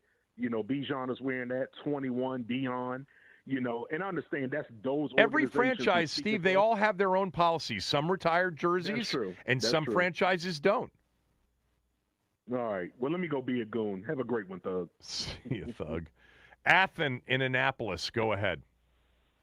This is very personal for me because if they appease a 1-year or possible 2-year player and give him that number, it's spitting in the face of the past and doubling down on the cancel culture and politics that took our name and logo and our past away from years ago. It's like going backwards. And, there's a reason that Commander's name is omitted from the jersey. So absolutely not. Kevin, you were at Cigars and Curveballs with me when that nice young girl handed me the Commander hat because I won an item. I told her to burn it. Okay, so no, we're not going to spit in the face of Joe Theismann, and absolutely not. Yeah. No, I mean, I'm not, as you know, it's very hard to even say Commanders for me, but I appreciate it, Athen, and I think that, look, the organization has the right to create its own policy, to create its own way in which they want to preserve the franchise's history, and if they decide that the process that started with the retiring of jerseys in 2020 after just one had been retired for all those years, and they don't want to do that anymore, that's fine too. But they've chosen to continue to do this, and they've done it right. They've picked the right players. There's one more to go. That is an absolute. That's Charlie Taylor after Riggo gets his jersey retired this year. And then, they can settle it down. Yes, Athen. Hey, Redskins forever. Hail to the Redskins, and take that, Chris Russell. Because he likes that Commander name, so I got to give him a hard time. Oh, he does? I didn't know that. Oh, All yeah. right, thanks. He's afraid. Well, he's not Kevin, a fan to of the debate team. I mean, I don't care what anybody who's not a fan of the team He's thinks. afraid. And to if he debate thinks, if he and likes the Uncle name, he Tom. likes the name. I didn't know that he liked the name. Let's go to Kenny in Charlotte. Kenny, go ahead. Thanks for holding. What's up, Kev? Hey, Kenny, how you doing, man? All right. Is it fair to interpret protected jerseys as unofficial retirement? Because I'm a little bit confused when you say protected versus we know what retired is, but yeah, let me explain. So every franchise has their own policies. Like the Cowboys don't officially retire jerseys, but they've protected number 8, Troy Aikman's jersey, number 12, Roger Staubach's, number 22, Emmitt Smith's, and number 74, Bob Lilly's. In this franchise, before 2020, we only had one jersey retired. That was 33 Sammy Baugh, and then they did away with the retiring of jerseys. But they protected jerseys like Sonny's number 9, Charlie Taylor's 42, Riggo's 44, and several others. But then the franchise changed its mind in 2020 and decided they were going to start retiring jerseys.